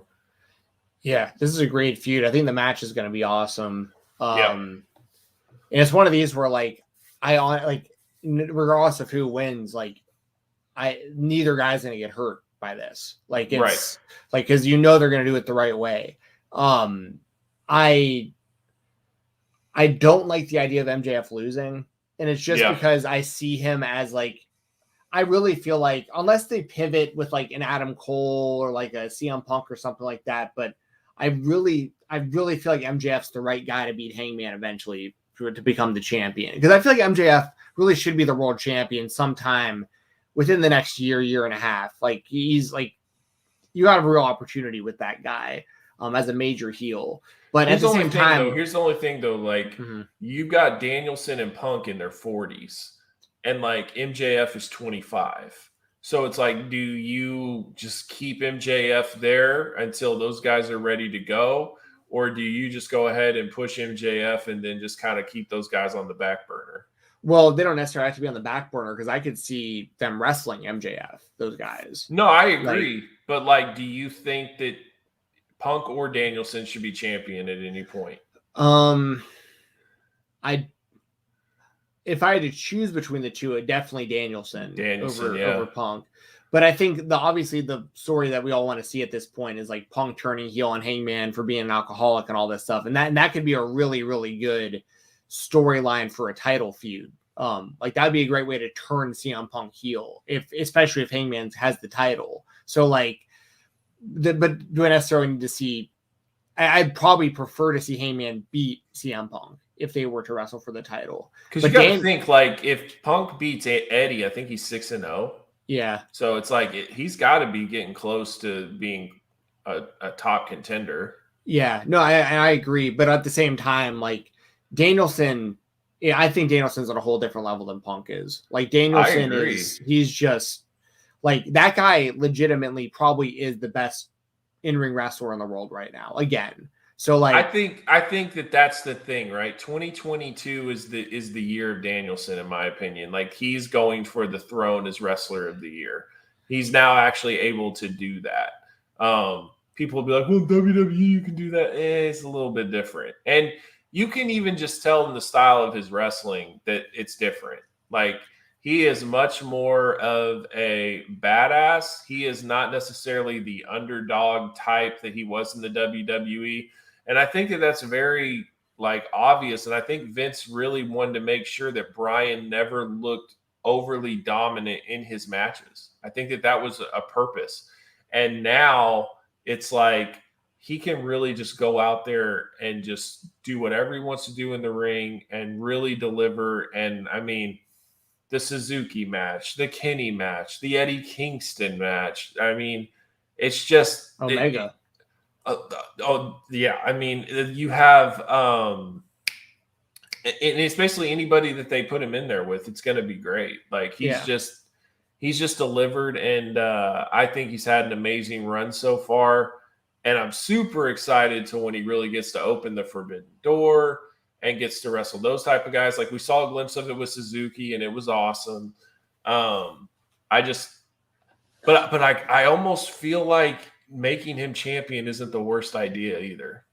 I don't either. I mean, especially if it has to do with the forbidden door more. Like if he's going to go out there and he's going to be the one representing AEW against, champions from other companies or something like that. Like Danielson's probably the best person you could have do that. But it's all just depends on the timeline and how they want to do all this. But I think that in the immediate future, I think it's like you obviously like Hangman has to win against Omega at Full Gear. He has to. When it comes to the Darby and MJF match, I think if MJF's gonna lose, it has to be because Wardlow cost him. Right. Like that's the only way I think it's okay for MJF to lose, because then you do MJF and Wardlow, MJF beats him or whatever. I mean, they can make it all out of Wardlow too. There's a lot of things you can do, but MJF needs to be protected to a certain degree because he needs to be in your world title mix. I mean, he's just too valuable. Yeah. But I mean, after that, it's all like, would I be upset if Danielson was the champion? Absolutely not. But they first we have to get to Hangman with the belt, because like that's been a literal 3-year build that they're going to need to pay off at the pay-per-view. So where they go from there, once again, there's a ton of options. Hangman And could have the title for 6 months, and they that's could do what I'm all the saying. things, all the things we just talked about. I mean, and that's the thing is I don't necessarily think Hangman needs this like year-long title reign. You know what I mean? Right. I think they do need to be somewhat observant that, you know, hey, these guys are only going to be here for so long. Let's really take advantage of this whole thing. But I do think the story requires Hangman to beat Kenny for the title. I definitely think that needs to happen. But there's so much that could happen. And I mean, we didn't even talk about it, but like now all these ROH guys are free. So top guys that you want to see in AEW, I mean, for me, the Briscoes is probably number one. And then Gresham is like right there behind them. And then, I mean, Bandito would be cool. Dragon Lee, I'm pretty sure he's still under contract with New Japan. So, I mean, he could pop up, but it wouldn't be the same. But, I mean, and like I said, I would love to see Roxy. Would absolutely love to see Roxy in the women's division. But there's only so many spots, man. There's so much going on now. They're really filling these shows with as much as they can, and it's still not enough. So I just don't know how many more people you can bring in. And then Bray Wyatt is now available. Like, he can show up anytime. So there's a lot. I think Full Gear could have some surprises for sure. Yeah, for sure. And then there's also, I mean, like I said, even on the WWE side, and this is nothing against those wrestlers, but like Silas Young, I think would be really good to go to WWE. I think that all of Shane Taylor Promotions would probably do really well in WWE. Like there's opportunity there, I think, for some of these wrestlers to wind up in the WWE too. I prefer them all to go to AEW, of course, because like that's my favorite company. I want all my favorite wrestlers to be there. But there is only so much room. So like, you know, if the option is like, you know, I can get Jonathan Gresham or I can get Shane Taylor, like I'm gonna want Jonathan Gresham. But like, right, I would want Shane Taylor to have a spot over in the WWE if there was, you know, like so. Yeah. But yeah, I mean, that's the big one though. I mean, John Gresham's that's the one. Like that's if you can only get one from Ring of Honor. I mean, the only kind of issue with Lethal is he's been around for so long. Yeah. That like it isn't the same because it'd be new for a lot of fans, but like we've seen a lot of what he I don't know, it's tough. I want to see him get a shot, but it's also like based off of All In, they had him doing like the Black Machismo and stuff. Like, do you want that version of him, or do you want like the super serious wrestler version? I will say this though, Tony Khan did not book All In. No, true. So I think that we would probably get the more super serious that might flash a macho thing here or there. But to me, he's kind of in that Bobby Fish category, right? Or the Tony Nese category, to where I didn't necessarily think that they really belonged in AEW, but they still got signed. And I think that Jay Lethal is just as good, if not better than those guys. So, you know, I wouldn't mind it because I think Jay is an ROH legend, and I still think he can go. And he also still really loves the business, and he's a super nice guy. I wouldn't mind seeing it, but he'd probably be in my top 5 guys that I would want. But if he doesn't, it totally makes sense too. But I just don't know. Like, does he go back to Impact? Like, I don't know. Yeah, I don't know. There's even, I mean, guys like I feel bad for Mike Bennett. Like that dude, like, you know, because he's not gonna. I doubt that WWE wants him, and I doubt he wants to. I don't think he wants to go there. So, and I mean, he just, you know, he's finally. It seems like he's overcome like all the stuff that he was dealing with when he was, you know, in the WWE, and then he was legitimately having, in my opinion, the best run of his career recently in Ring of Honor. Him and Matt Taven teaming in Ring of Honor as the OGK, like that's mutually beneficial to both guys. Like they were having really good tag team matches together in Ring of Honor. So I feel like maybe Taven and Bennett as a tag team, that could maybe be like an AEW's tag team division or something like that. But like, you know, it's just. Well, and I mean, the original Kingdom was Taven, Bennett, and Adam Cole. Right. Saying. Yep. So, I mean, they do have history there. So, I mean, Adam was definitely close with those guys. Yeah, and I got to shout out Alex Pulowski. I brought this up on the podcast I was doing earlier, and he said this on Twitter, and I thought this was a genius idea. He said that his idea would be, obviously this is when we're all assuming Kyle O'Reilly is going to let his contract run out. This is just assuming he doesn't want to stay much longer based on what they're doing with him. It would be so perfect because you just reminded me with like the OGK idea and everything. If there was something happen where like the Young Bucks are in the ring, Red Dragon attacks the Young Bucks. So like O'Reilly and Fish are together in AEW, and then Adam Cole comes out, and what side is he on? Like that would be sick. Like, do you choose the Undisputed Era or do you choose the Young Bucks? Like, I mean, and then you also know like Kevin Steen could be on the way in around that time too. And it's same thing with Sami Zayn. Honestly, they both could be. I mean, and that's just, there's so many ways you can go with this stuff, and they're all good. Like that's the thing. Like there's like 30 different ways you could go with Adam Cole being in AEW right now, based on his history with like the entire locker room and who could be coming in. And it's all good options. And then there's like a show in February, some indie show, right? But it's like, it's Malachi Black versus Davey Richards. Like, but that's what I'm saying. What we're going to start seeing is just like insane shows every single week, every other week, like just stacking the deck. A guy we didn't bring up who I think will definitely go to AEW is Brody King. Yeah. Especially because he's got the link with Malachi also. Like they're a tag team in PWG and everything. Plus they don't have a lot of big guys. I could definitely see Brody King. They could put him in a group, like put him with Andrade and I think Malachi. Honestly, I think a badass faction would be Malachi Black, Brody King, and Bray. Yeah. I think that like, you want to talk about give you the creeps.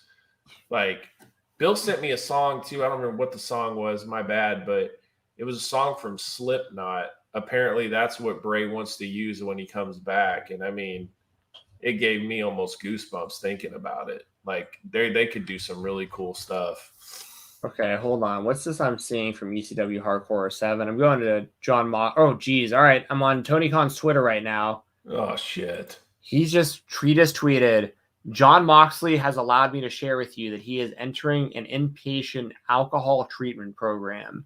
John is a beloved member of the AEW family. We all stand with him and Renee and all of his family and friends as he shifts his focus to recovery. John is making a very brave choice to get help, and we are embracing his choice and supporting him however we can.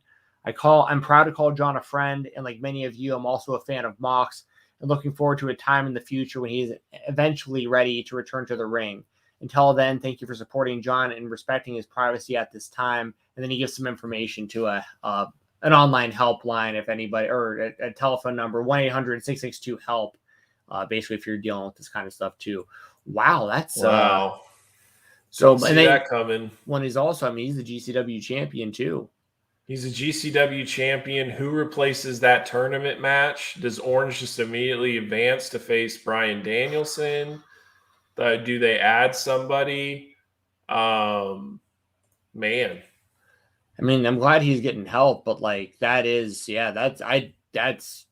did not expect that. Well, it just makes me not concerned, but like how much of alcohol was being used to cope with the pain, and like what other vices would he use if he's not able to drink? And then like, does that mean that he really wants to die down his wrestling matches and not go through a bunch of death matches and all that other stuff? You know what I mean? Like, and if that's the choice, then he's earned it. No doubt about it. But, and also I don't think that he could do this in the WWE. I think that this is a complete speculation by me, and by no means do I think this was like a PR move. Before anyone says that, this is not what I'm getting at by saying this, but like his book just dropped.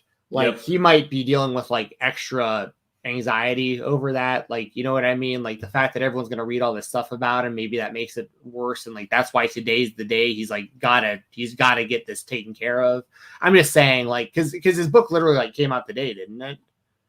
Yes. So like, it's just one of those things where like, maybe that has something to do with it, just like the pressure or anxiety or something that goes along with all that too. Like the timing. But let's be honest, Steven. Like AEW is so loaded, he can do this. No, like, I agree. No, and I'm just saying, like, and I feel like in the WWE, like, you better be on your deathbed if you ask for something like this. Like they would just be like, yeah, no, we need you out there.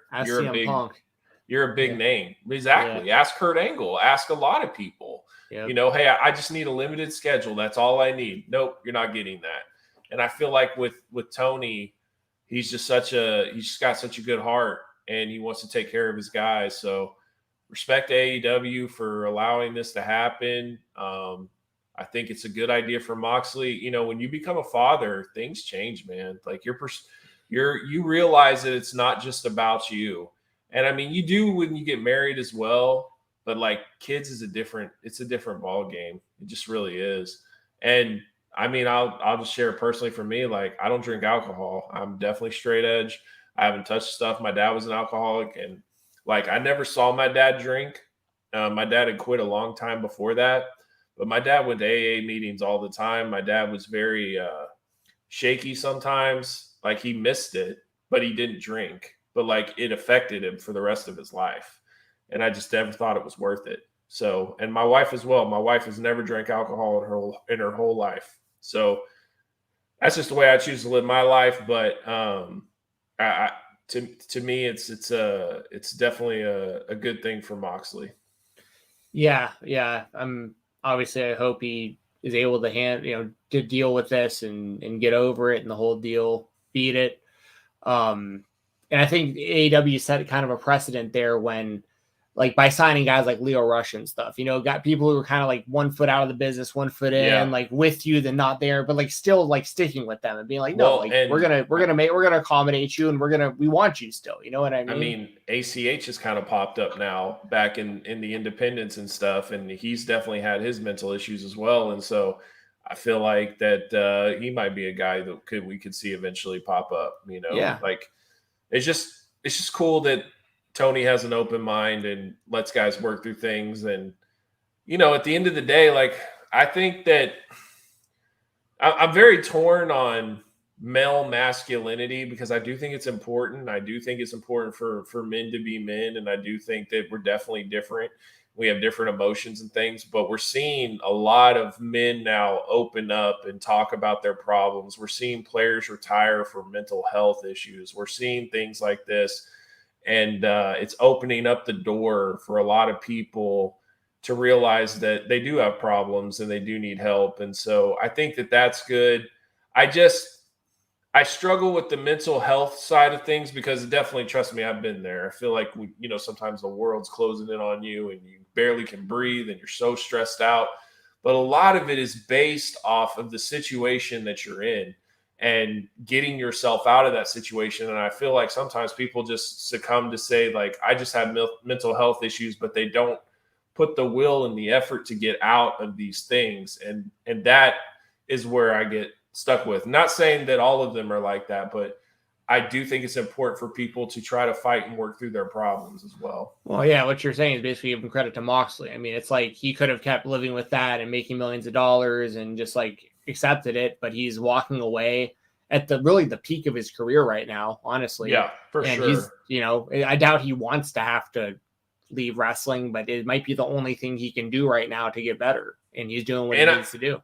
And I wonder, because, we've seen him have a pretty big weight gain as well. Like, he's definitely put on like 20, 30 pounds. It's not necessarily fat either, but he's gotten bigger and stuff. And I wonder if, like, that was part of it too. Like, when he was maybe off the road with the baby and stuff and he was just at home, maybe it got way worse and we just didn't know. Or, like, it'll be interesting. And I think Renee is the type that will definitely tell her side of the story as well, because I love Renee. I love listening to her podcast. I think Renee's great, and they're pretty open people. So, but yeah, good. She's also the kind of person, because like they're so opposite, the two of them. Yes. That, like, he may have had issues that he just didn't think were issues. And she was seeing it going like, no, like this isn't normal. Like what you're doing isn't, but like for him, it is normal. Like the people he was around, it was normal and stuff like, so like she might give him a totally different perspective on like, yo, like you don't think you have a problem. Like you had a serious problem.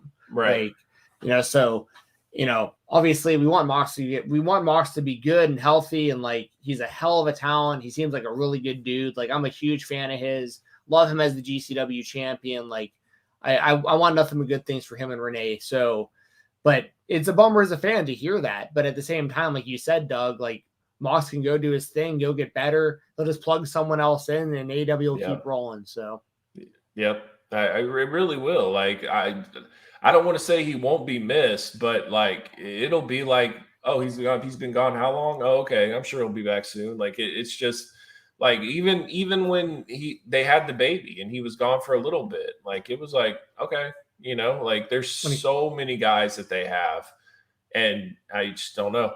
I wanted to get back, the pop will be huge. Oh, for sure, and I'm sure it'll be a cool storyline and everything. I wanted to get your perspective on that Cody Rhodes promo. Okay. I thought it was. We rarely have seen a promo like that, and I loved it, by the way. But like, it was really weird because they're booing him, but they're cheering him at parts, right? Like like I loved his line about like, don't forget who built the bank. Like I was just like, yes, sir, you know. Yeah. But like it's really starting to kind of feel like a Cena vibe to me, to where he's getting booed and cheered by the audience, and it's a mixed bag. But like, very open, very honest, and so many people are convinced that he's going to turn heel eventually. And I'm not necessarily sold on that. I kind of feel like the story of it is, can Cody get the fans back? And the journey of that, like, is that the end game? You know what I mean? Yeah. So I thought the promo was awesome. It was like my favorite promo of the year. I loved it. I love that he went into talking about how no matter what he does, he can never be his dad. Like, like from day one, no matter what he does, how his brother is just ultra talented and is going to outshine him for a lot of what he is. I mean, he kept it super genuine, super honest, everything you were saying. And what I think is, it's what they're doing is so genius, because I was saying for quite a while that I thought this was all leaning towards a Cody heel turn. Now, I don't think he's turning. And I think the story, which is just, it's what I guess you call like 4D chess, or like a big brain move. A lot of people can't handle that. A lot of people, it's too over their head. Dude, what they've done, and whether the fans realize it or not, what they've done, Cody is putting it on the fans. And he's basically saying, like, he's going out here cutting promos, basically explaining why he isn't a bad guy at all. And it's on them to be like, wait, why are we booing this guy? And I think that seed of doubt that's going to be in the fans' minds of like, wait, why are we booing this guy again?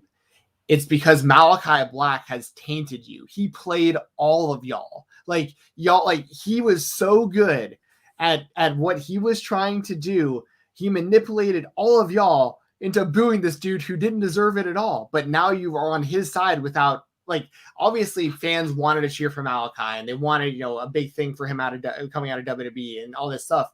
But the way it's played out and the way they positioned it, they can really run with the story of that Malachi Black is that he tainted the fans. And now the fans are sitting around going, wait, why are we booing this guy? And now it's on them to decide if they're going to cheer them or if they're just going to keep booing them, but not really know why they're booing him. So like, I think it's super interesting. Yeah, it's really interesting. And honestly, I really want a fatal four-way between those guys. I want Cody, Black, Pac, and Andrade at Full Gear. Like, I think that would be sick.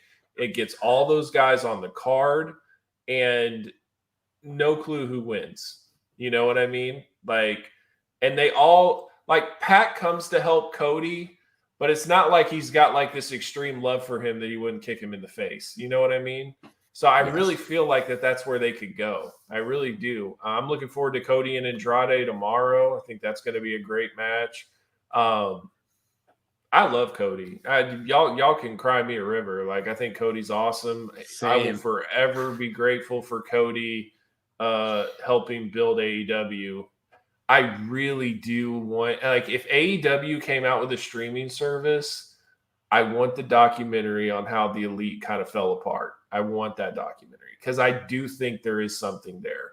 I don't think that they hate each other, but like they were extremely close, and I don't feel like they are anymore. I feel like Cody's more with QT and those guys and the Nightmare family, and like even Ricky Starks now. Like that just seems like 10, but like I don't feel like it's the same, and I want to know what happened. Yeah, I don't know if anything even necessarily happened. Now, this is just once again speculation. I don't know, but like, it's also totally possible that like Cody just has a totally different job behind the scenes than those guys do. Like he's just tasked with doing all this other stuff for the company that those guys aren't necessarily involved in. Like while Kenny's, dealing with the women's division and the Bucks are dealing with the tag division, Cody's probably flying all over the place doing all like the actual business meetings. Yeah. Like, so they may have just kind of grown apart from that sense.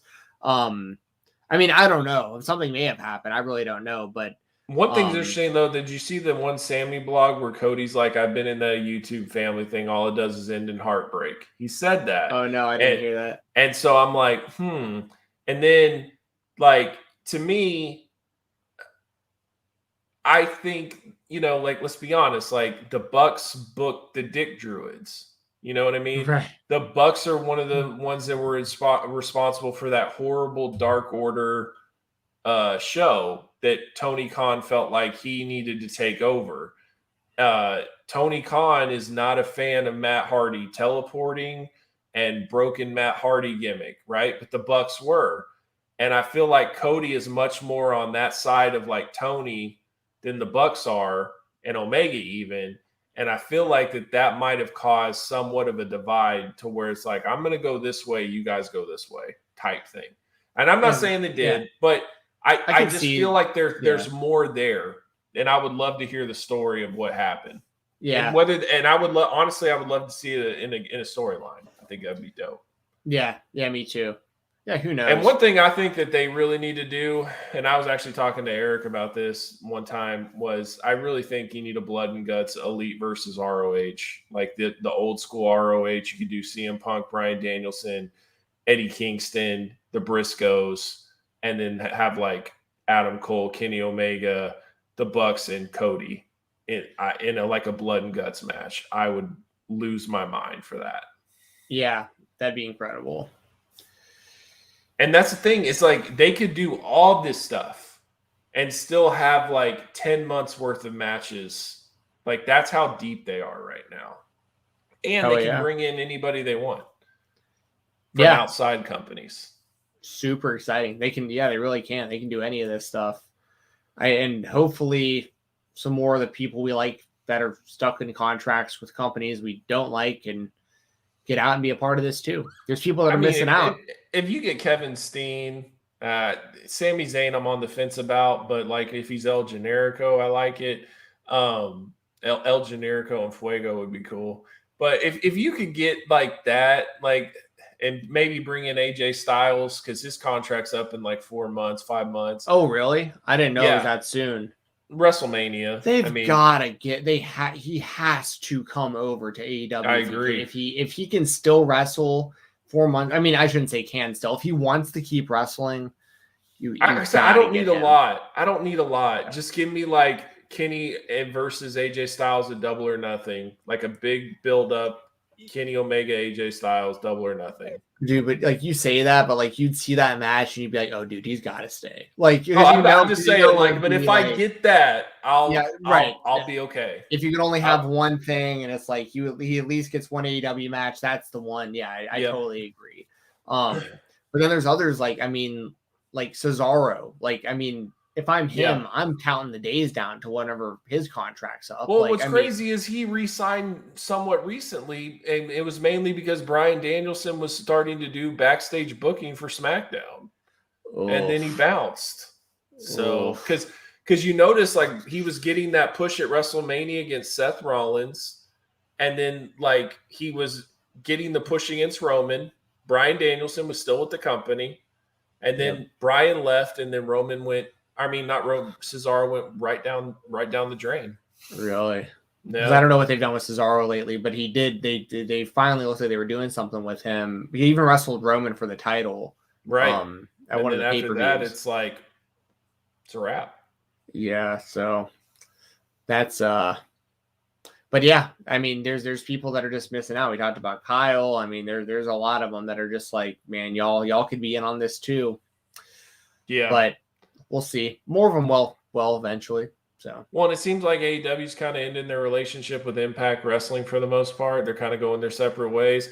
I thought Bound for Glory was a weak show. I was not that impressed by Bound for Glory. I feel like that it's just that's why to me it's like if they put out that exact same announcement that ROH did, like I would not be surprised in the least. Like I don't really feel it from them. But I mean, and I was really surprised like they didn't land Buddy Murphy, right? It looks like he's going to New Japan. Yeah. They didn't get Braun Strowman. They didn't get Bray Wyatt, which I wasn't necessarily expecting that. But I did expect some new surprises. There's a lot of free agents out there for Bound for Glory. They didn't have anybody. And it just kind of fell flat. And then I didn't think Mickey should have beat Deonna Purrazzo. Like I thought that was dumb. I didn't like necessarily how Moose won the title. Like that to me was very WWE-ish booking. Like it felt flat. And the crowd, I mean, God, it sounded like there were maybe 200 people in there. Like you're getting indie shows that have more energy than that.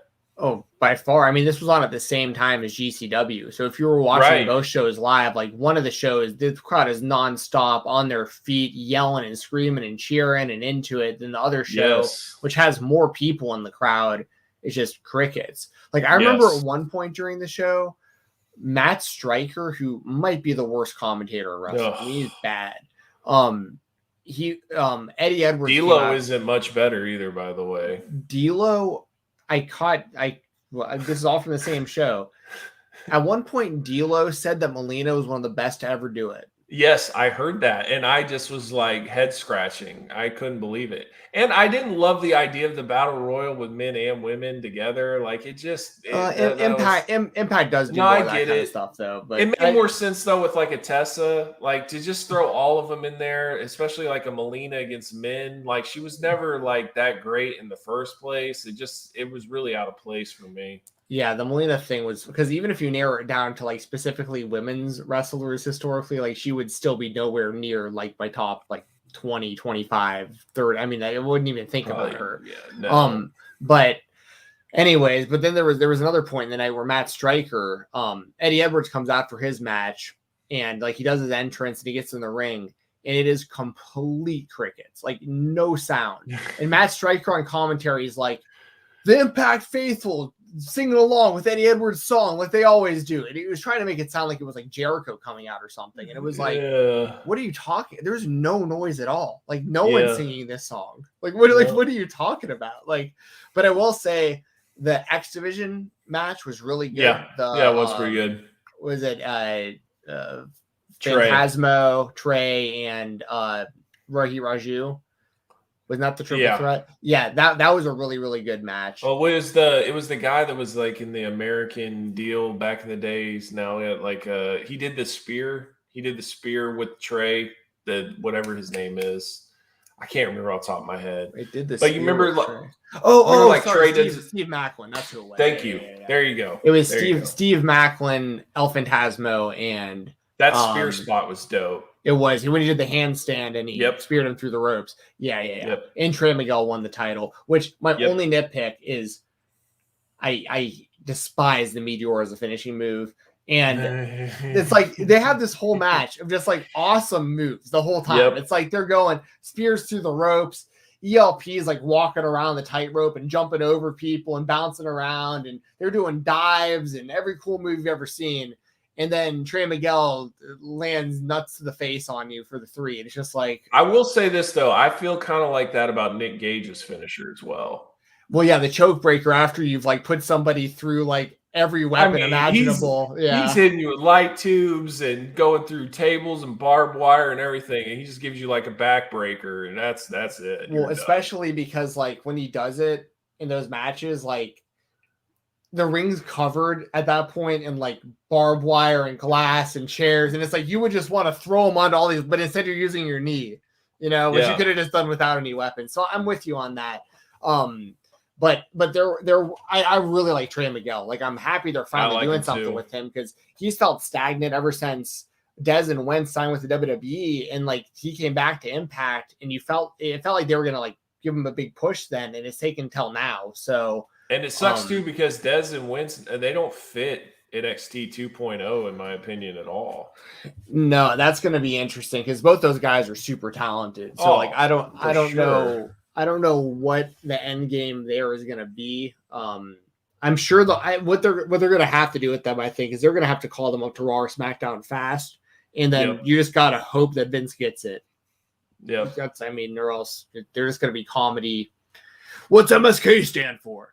Right, we don't know. No, what's it stand? No, we like legitimately they've never said it. We don't know. Because you can't say marijuana smoking kids on PG TV. So like, there you go. So like but I thought Bound for Glory was a decent show. I thought Josh Alexander versus Christian was really, really good. I like how he broke down the arm to where Christian like couldn't go any further. He couldn't crawl. He was just done. And I've been saying for almost 2 years now that Moose should be the champion of Impact. I get it. There's people that don't like him personally. I get that he has had a past where like he hasn't been a perfect person. I totally get it. But purely from the perspective of who has been built the best since his EC3 feud, which was definitely over a year ago now, like he's been ready for this. So like, but I'm torn on it because it's like, I feel like the right guy finally has the title, but they've just wasted this entire 6-month build of Josh Alexander with the X Division title and having banger matches and cashing the belt in and all this stuff. So you just wasted, like, if you're Impact, I don't know why you wouldn't just do Alexander beats Christian, ends the show as the champion, has the belt for like a few months, and then Moose beats him for the belt. Like, why wouldn't you just do that? Like, or have Moose win it Bound for Glory, and then Josh Alexander cashes in his X Division thing a few months from now, if eventually you want him to beat him. Like, I don't know why you do this all in one night. And I honestly think a big reason was because they couldn't get Strowman and they couldn't get Bray and they couldn't get the people they wanted. So they were like, well, we're gonna get everyone talking with this big Moose title win. And then everyone just more people disliked it than liked it at the end of the day. So kind of an L on their part. Yeah. Yeah, I mean, and the thing that sucks to me about Moose is like, yeah, he might have done something in his past and we don't know all the details about it. But like, can we give the man credit for like not getting in trouble for like 8 years? Like, I mean, the guy has, since he's shown up in the wrestling business, he's done nothing but bust his ass and continually gotten better. Yeah, but he's also had like some interactions on Twitter that have been a bit like embarrassing. Well, I saw a couple of them about going after fans and stuff like that. And I mean, I get it, but I do think that like he should be able to still be champion for their company. He is pretty much one of the best they have. Yeah. And it makes sense to me that he's champ. It's just like you said, the way that they did it. And it's really like you really crapped on Alexander more in my front of his family. In front of his family. Like it was dumb. I didn't like the way that they did it.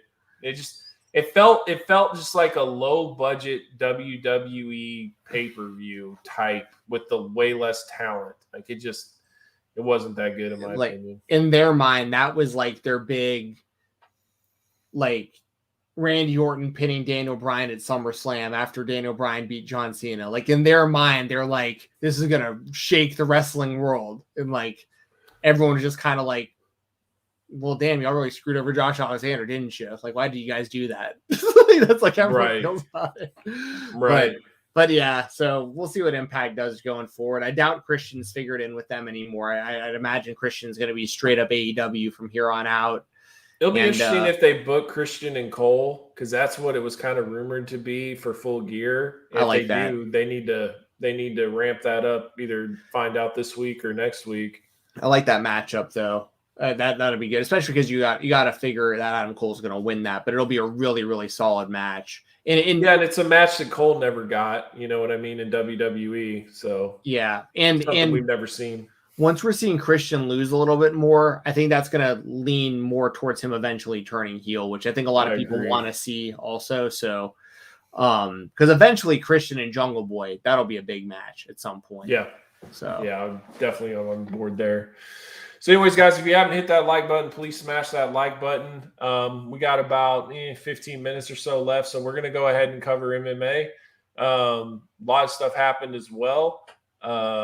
First off, real quick, just to make the announcements, looks like Jake Paul is going to fight Tommy Fury. Tommy Fury, which is Tyson Fury's brother. Half brother.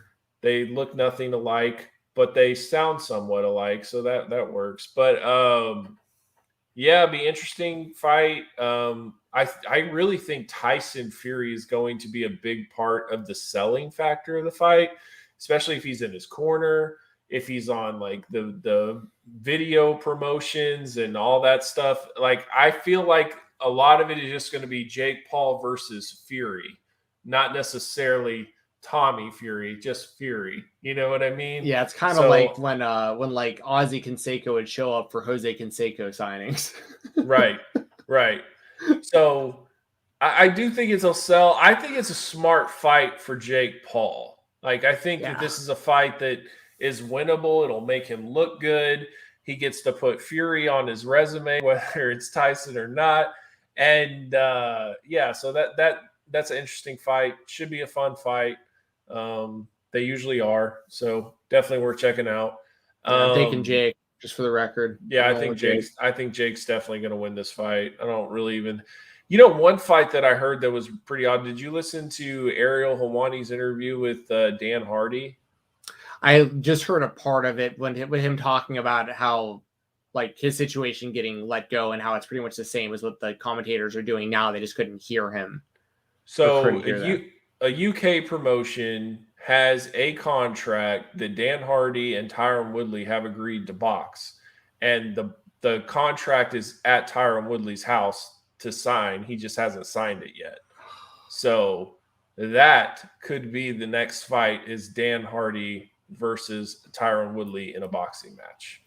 I am way more interested in watching Jake Paul box than either of those guys. That's amazing. I'm saying that, but like, it's better than YouTubers. I think it'll be decent. It depends on what YouTubers you're talking about. Listen. They both have good form. Okay. No. This is way better than Skinny from the Nine and Supreme Patty and all these guys that I've discovered through the celebrity boxing circuit. Celebrity, I got to put that in quotes, celebrity box, because I don't know who the hell these people are, but they got like millions of followers on TikTok, which I don't even have TikTok, so I don't. Neither do I. I don't have TikTok or Instagram, so I don't know who any of these people are. But but I mean, I think that's probably a pretty fair matchup, Dan Hardy and Tyron Woodley. The only thing is we haven't seen Dan Hardy fight in like 10 years. Yeah, it's a decade, so. But he said legally, like, health bill is fine. Everything that was an issue is no longer an issue. He can fight. He has 6 offers on the table. That's one of them. That's the one he's the most interested in. He's just waiting on Woodley to sign the contract. And but it looks like it'll be in the UK. Has anyone? There are a few people I could probably think of that have had a more mediocre career than Dan Hardy, but like get as much credit as Dan Hardy. Right. Like, the guy wasn't very good. He survived a tight armbar from GSP in the title fight. A title fight, by the way, that he only got because he was representing a country. Let's keep it real. Like he didn't actually beat all the top contenders. He just gained a lot of momentum in the UK. Similar to Michael Bisping. Like, Bisping eventually became the champion, but like, when Michael Bisping came into the UFC, they were like, oh, this guy represents all of UK MMA. So he got like a big push. It was the same kind of thing with Dan Hardy. He wasn't that good of a fighter. So like, Dan went on a streak, but he didn't beat like really big names, but he could talk. And GSP had kind of cleaned out the division. So it was like, he's the next one. after he lost to GSP, he started losing to a bunch of people. He got knocked out by Carlos Condit. I don't remember what his last fight was, but he was losing a lot. I think he lost like 4 fights. So, but he says that, it's this heart issue and stuff. But I will say that he really does love martial arts. He's like a big student of the game. And he's just really curious to see, like, based on all the stuff that he's learned, like what he could do in an actual fight again. So he really wants to fight again. It'll be interesting. But yeah, so that's something you might want to be looking out for. Yeah, that could happen. Also, I'm hearing some fireworks outside. The Braves won the World Series, so yeah, they did. It's I'm here in Atlanta, so I'll be hearing fireworks tonight. Astros lost, but I'll watch the fight. I don't really have any draw to really watch Dan Hardy fight, and like I don't have any draw at all. Well, what worries me Tyron Woodley is, let's say that Dan Hardy knocks out Tyron Woodley. Mm-hmm.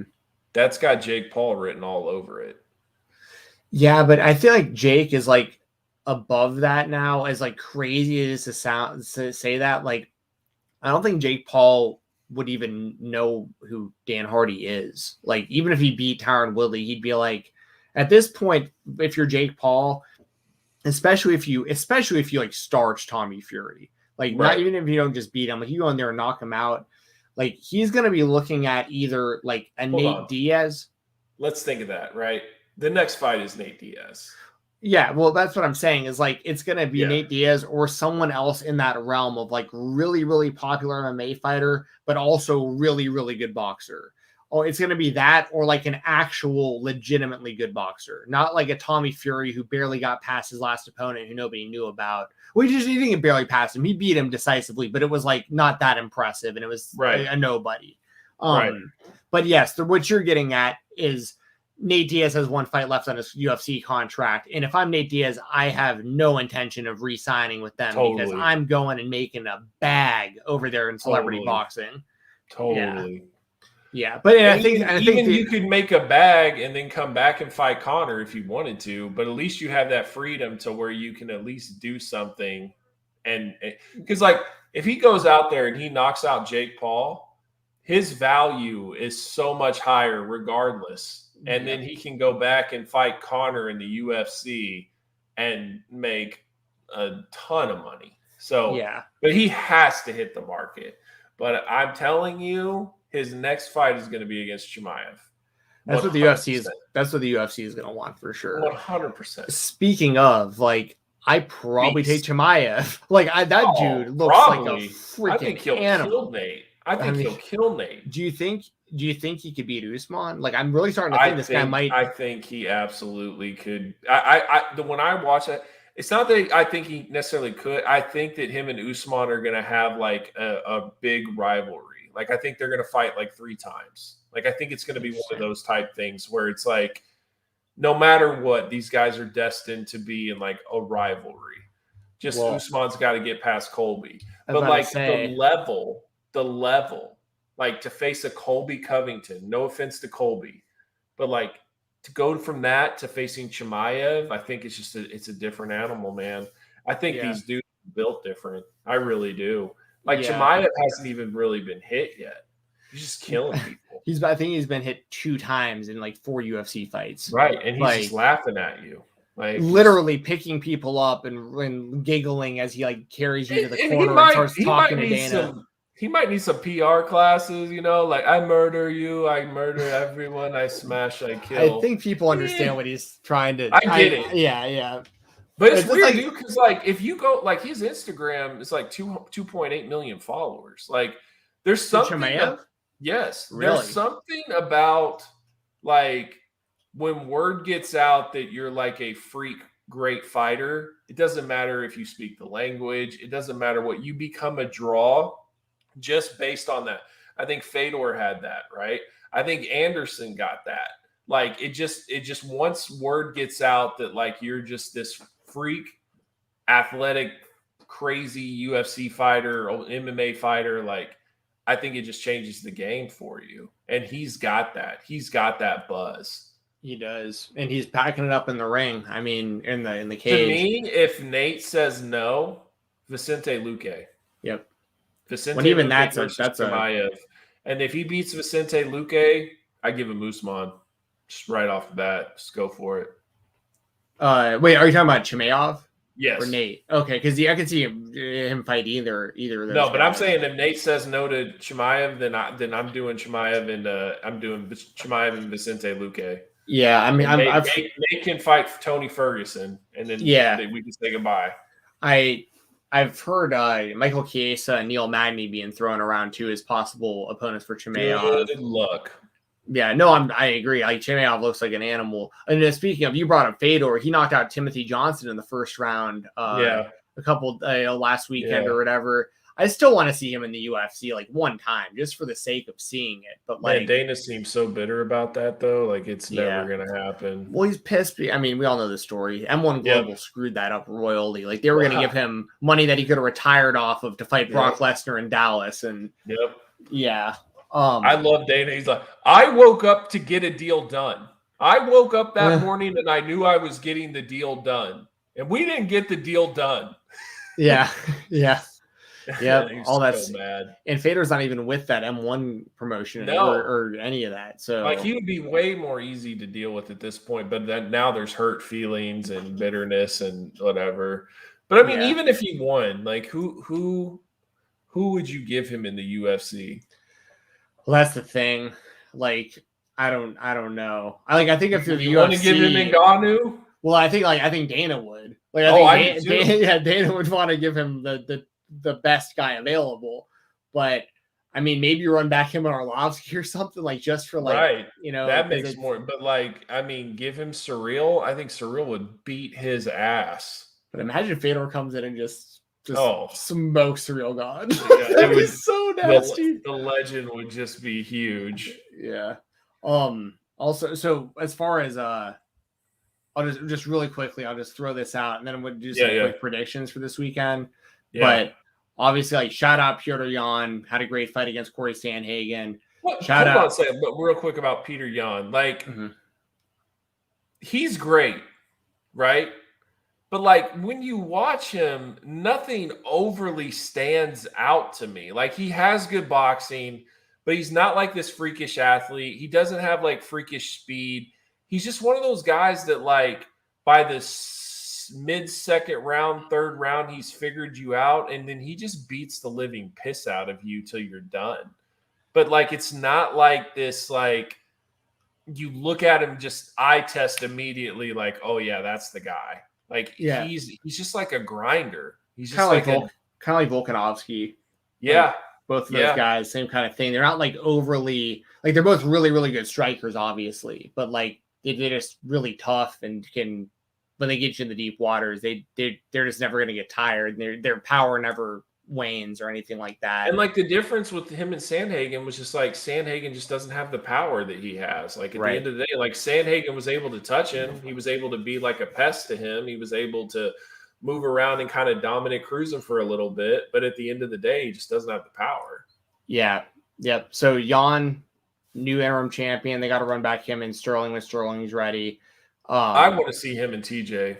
I love that fight. I love that fight too. If Aljamain's going to be a while, I'm down for that. I don't know how long TJ's out. Yeah, I don't either. And I don't know how long Aljamain's out. And he's talking just ridiculous. I'll beat your ass. And it's like, stop. You got lucky getting that title. Like, whatever. But I loved him and TJ just because I think TJ has the power to hurt him. And I think that would be and they both have very good boxing. Like, I would love to see that fight. Yeah. Well, and that would have been the fight. I mean, he would have got the fight over Sandhagen. Agreed. I mean, Islam Makhachev looked great against Dan Hooker. Like, he's really the only guy, I think, in the division who has a chance against Oliveira right now. Just because his grappling, like, he's got a chance on that. But obviously, you don't want to be on the ground with Oliveira at all, so I'd still give the advantage to Oliveira, but Makhachev. Well, and by facing Dan Hooker, I think it really shoots him up to the title shot sooner than it was going to be. So and to beat him as quick as he did, like, I mean, I think he's getting the title shot within the next couple of fights. And I mean, I just don't know. These Russian dudes are just built different. They just are. And like, in my opinion, if you're in that division, you need to train wrestling like 24/7. Like because if you can't wrestle, you're done. They will beat the crap out of you. Yep. And they never get tired. So, Never. And you're going to drain having to keep up with them holding you down like that and trying to get up and the whole deal. So yeah, grinders. And then the second you think you're safe, you grab you by the arm and throw you in a Kimura. Not a whole lot more to talk about. I mean, like Volkov got to win, Ankalaev got to win, both pretty one-sided W's. But the one other thing I wanted to bring up was that Dos Santos versus St. Denis fight where like the referee like wouldn't stop the fight. Terrible. Yeah. On one hand, it's like the guy was still fighting back, but it was after like he had been like running away and taking like a total beating, and his opponent's kind of letting up. Like Dos Santos is kind of like, what the hell's going on here? Like, what more do I need to do? But yeah, that referee wound up getting replaced for the rest of the night, which is the one upside. Or there's multiple, but one of the big upsides of not having athletic commissions is that where the UFC can just make that call and just change it on the fly. If that was happening in most states in the U.S., they couldn't do that because they'd have to go through the commissions. The commissions are going to stand behind the referees and the whole deal. So now the flip side of that, obviously, for those of you who don't know, we might be saying like, well, why do you need commissions at all? It's because like if you were going to fix a fight or something like that, that's how you do it. Like when there's no commissions involved, you can really do whatever you want. You can put whatever judges you want, whatever refs you want. You can tell them exactly how to score stuff before it even happens, like that kind of stuff. But like that's why Conor is only going to want to fight in Abu Dhabi. well, from like, here on out. Well, like remember Fedor versus Maldonado in Russia? Oh yes, like that was the most home cooking I've ever seen. The greatest commentary in a fight I've ever heard is that fight. Really? Well, I can't remember. I think I no saw one it can stop the almighty Fedor. Oh my God! It's not over yet. The Fedor is coming back, and now Fedor has hurt him. Like it was the most over the top, like pro Fedor, like. Fedor is damn near knocked out, and he is just like, no one can stop the almighty Fedor. And like Khabib is sitting there with Putin. Like it was classic, man. Dude, I remember classic. I was at work and I brought my laptop to work so I could watch that fight from like the office. Yeah. And I just remember is like Fedor, like the ref should have called that off at the first round. Like Fedor was getting his head was like bouncing off like the canvas and stuff. It's like he was walking around like a zombie, could barely stand up. And then they gave him the decision. I was like, oh my God. But that all being said, this weekend, let's do some quick predictions. Shout out to Glover Teixeira. Oh, I thought I brought that up already. Yeah, Obviously, yes. That's incredible for him. Incredible. Crazy to see John Hackleman in there with another UFC champion. Like him and Chuck were just synonymous, and like that just seems like such a long time ago. And for them to have Glover in there with him, like this is wild.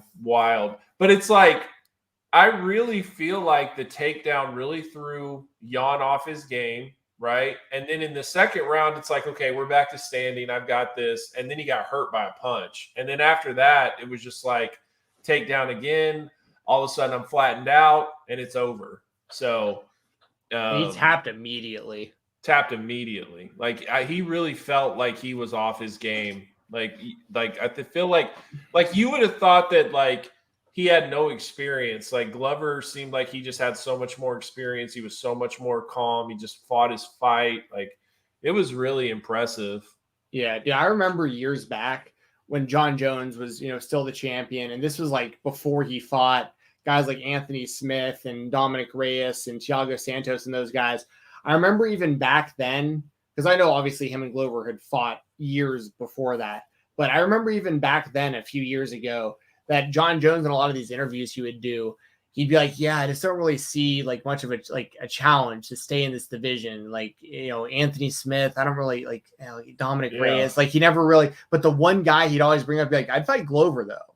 And like people would be like, what? Like, you'd fight, you think Glover would have a bet? And he's like, no, like Glover's like legit. Like Glover's for real. Glover, like, and he gave Glover a lot of credit after he won too, after he won the title. Like, he seems like the one guy that just, you were on one of the fight nights when Sean told that story about the, like, building the fence and all that. Did you hear about that?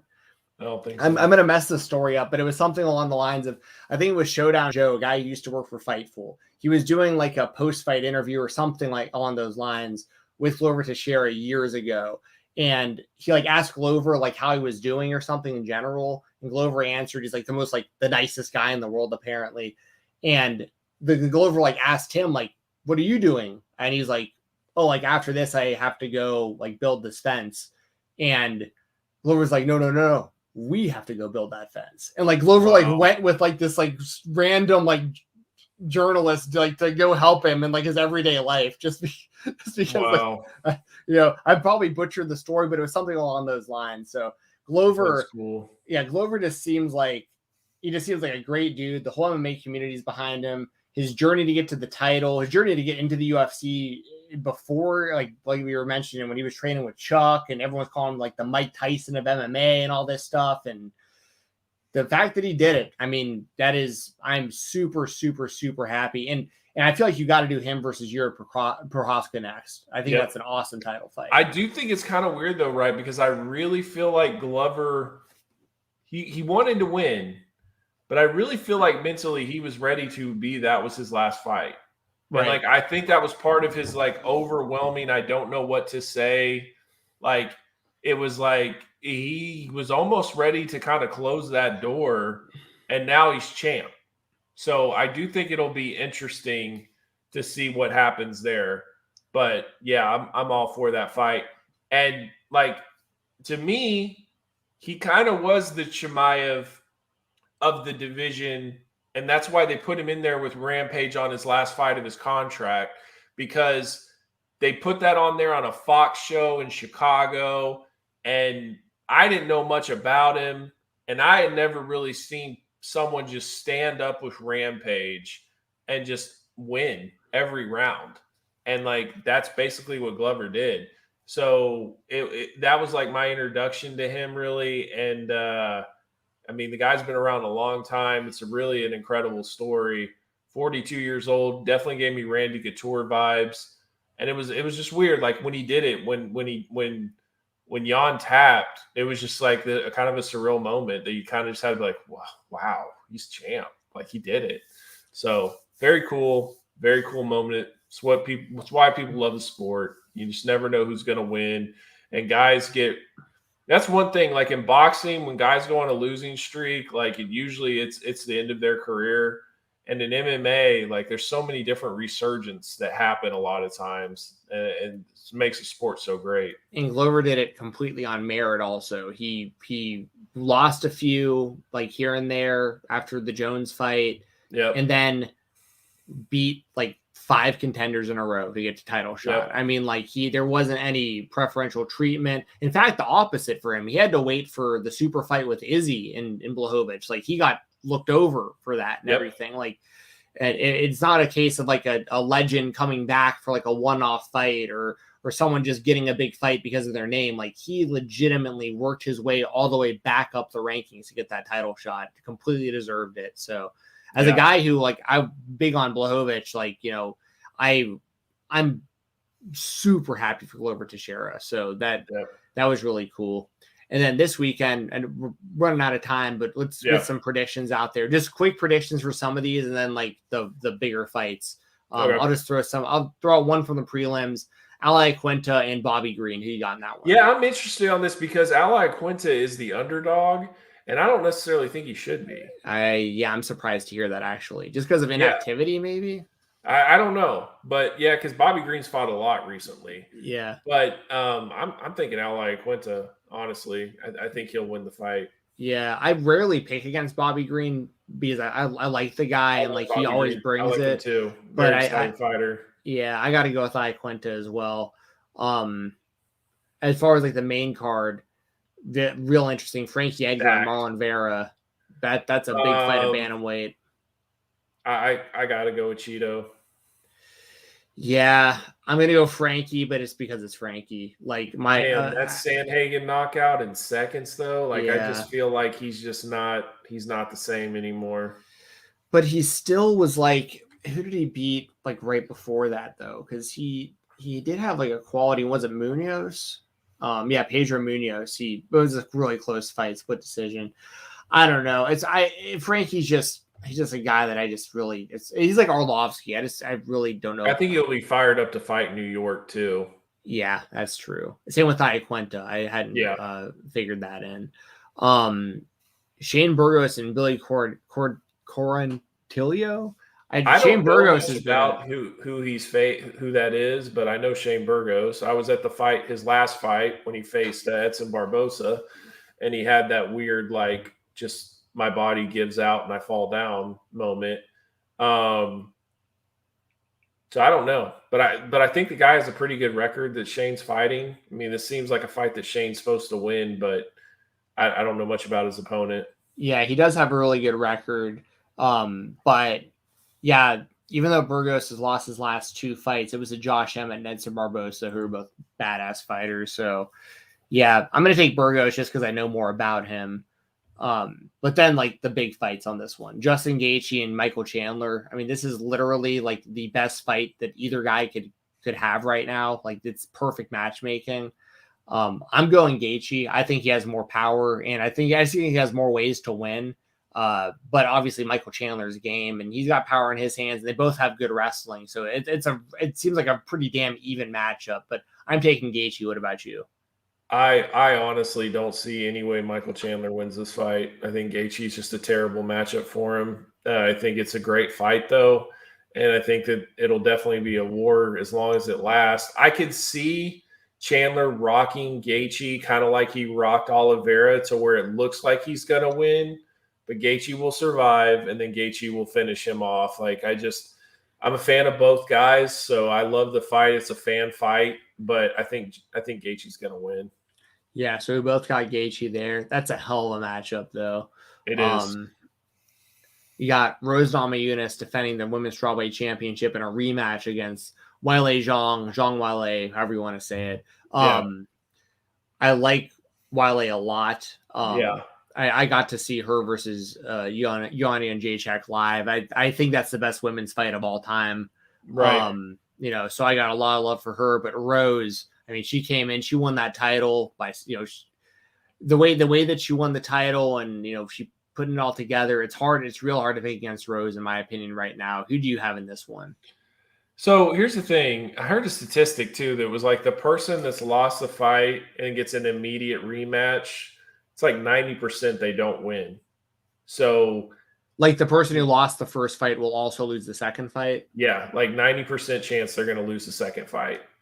And so that's a really hard statistic to go against. But like, I thought Wale was going to beat Rose decisively, and she got caught with a head kick and it didn't happen. I now feel like she's even more dangerous. She's been training with Henry Cejudo a lot. She's working on her wrestling a lot, which is really going to throw off Rose in her striking, in my opinion. If she does take her down, I think that Weili has way more power. If she really connects on Rose's chin, I don't think Rose can necessarily handle that strike. So I'm actually leaning towards Weili winning the fight. I would love to see Rose win. I'm a big fan of Rose, but I just can't. All I feel is if I felt like that Weili was going to win the first time, and now she's only gotten way more dangerous, I can't bet against that. So I'm going to go with Weili on this fight. Yeah, that's probably, well, there's a few that are really hard to call on this one, but like, it's like Rose stopped her the first time. So like, how can I logically go against that?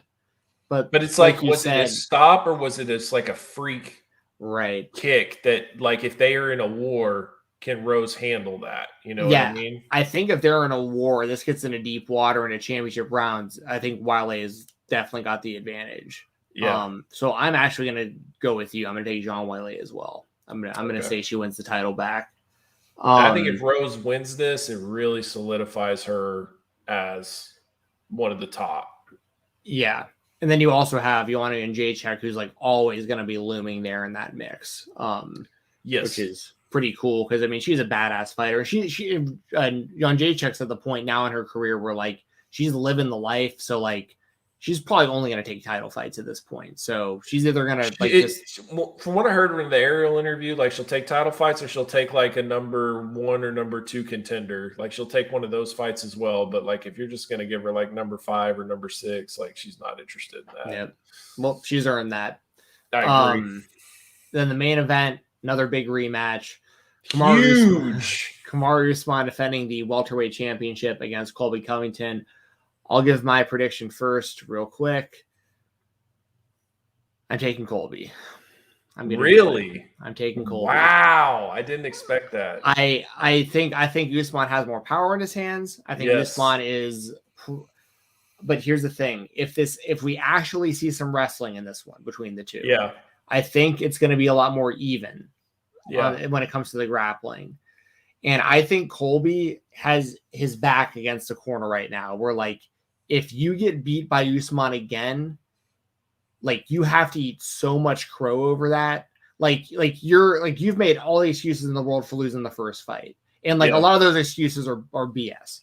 But it's like you can't. A couple of them are somewhat valid. Like the body kick that they called wasn't a low blow. It wasn't a low blow. That shouldn't have stopped the fight. But what I'm saying is like even with the gimmick and character he is, it's like, okay, you said all this stuff, you got your rematch. I mean, and he beat some people, beat Tyron Woodley and stuff like to get the rematch, but you can't do it a second time. Like even if you're that gimmick and character, like you have to know, like if you go out there and give excuses for losing a second time, like no one's gonna care. You're not getting another title shot. Like it's pretty much over. Not only that, like I think your career is pretty much done. Like I mean, he could always fight other people, but like I don't know if Colby's in the business just to fight.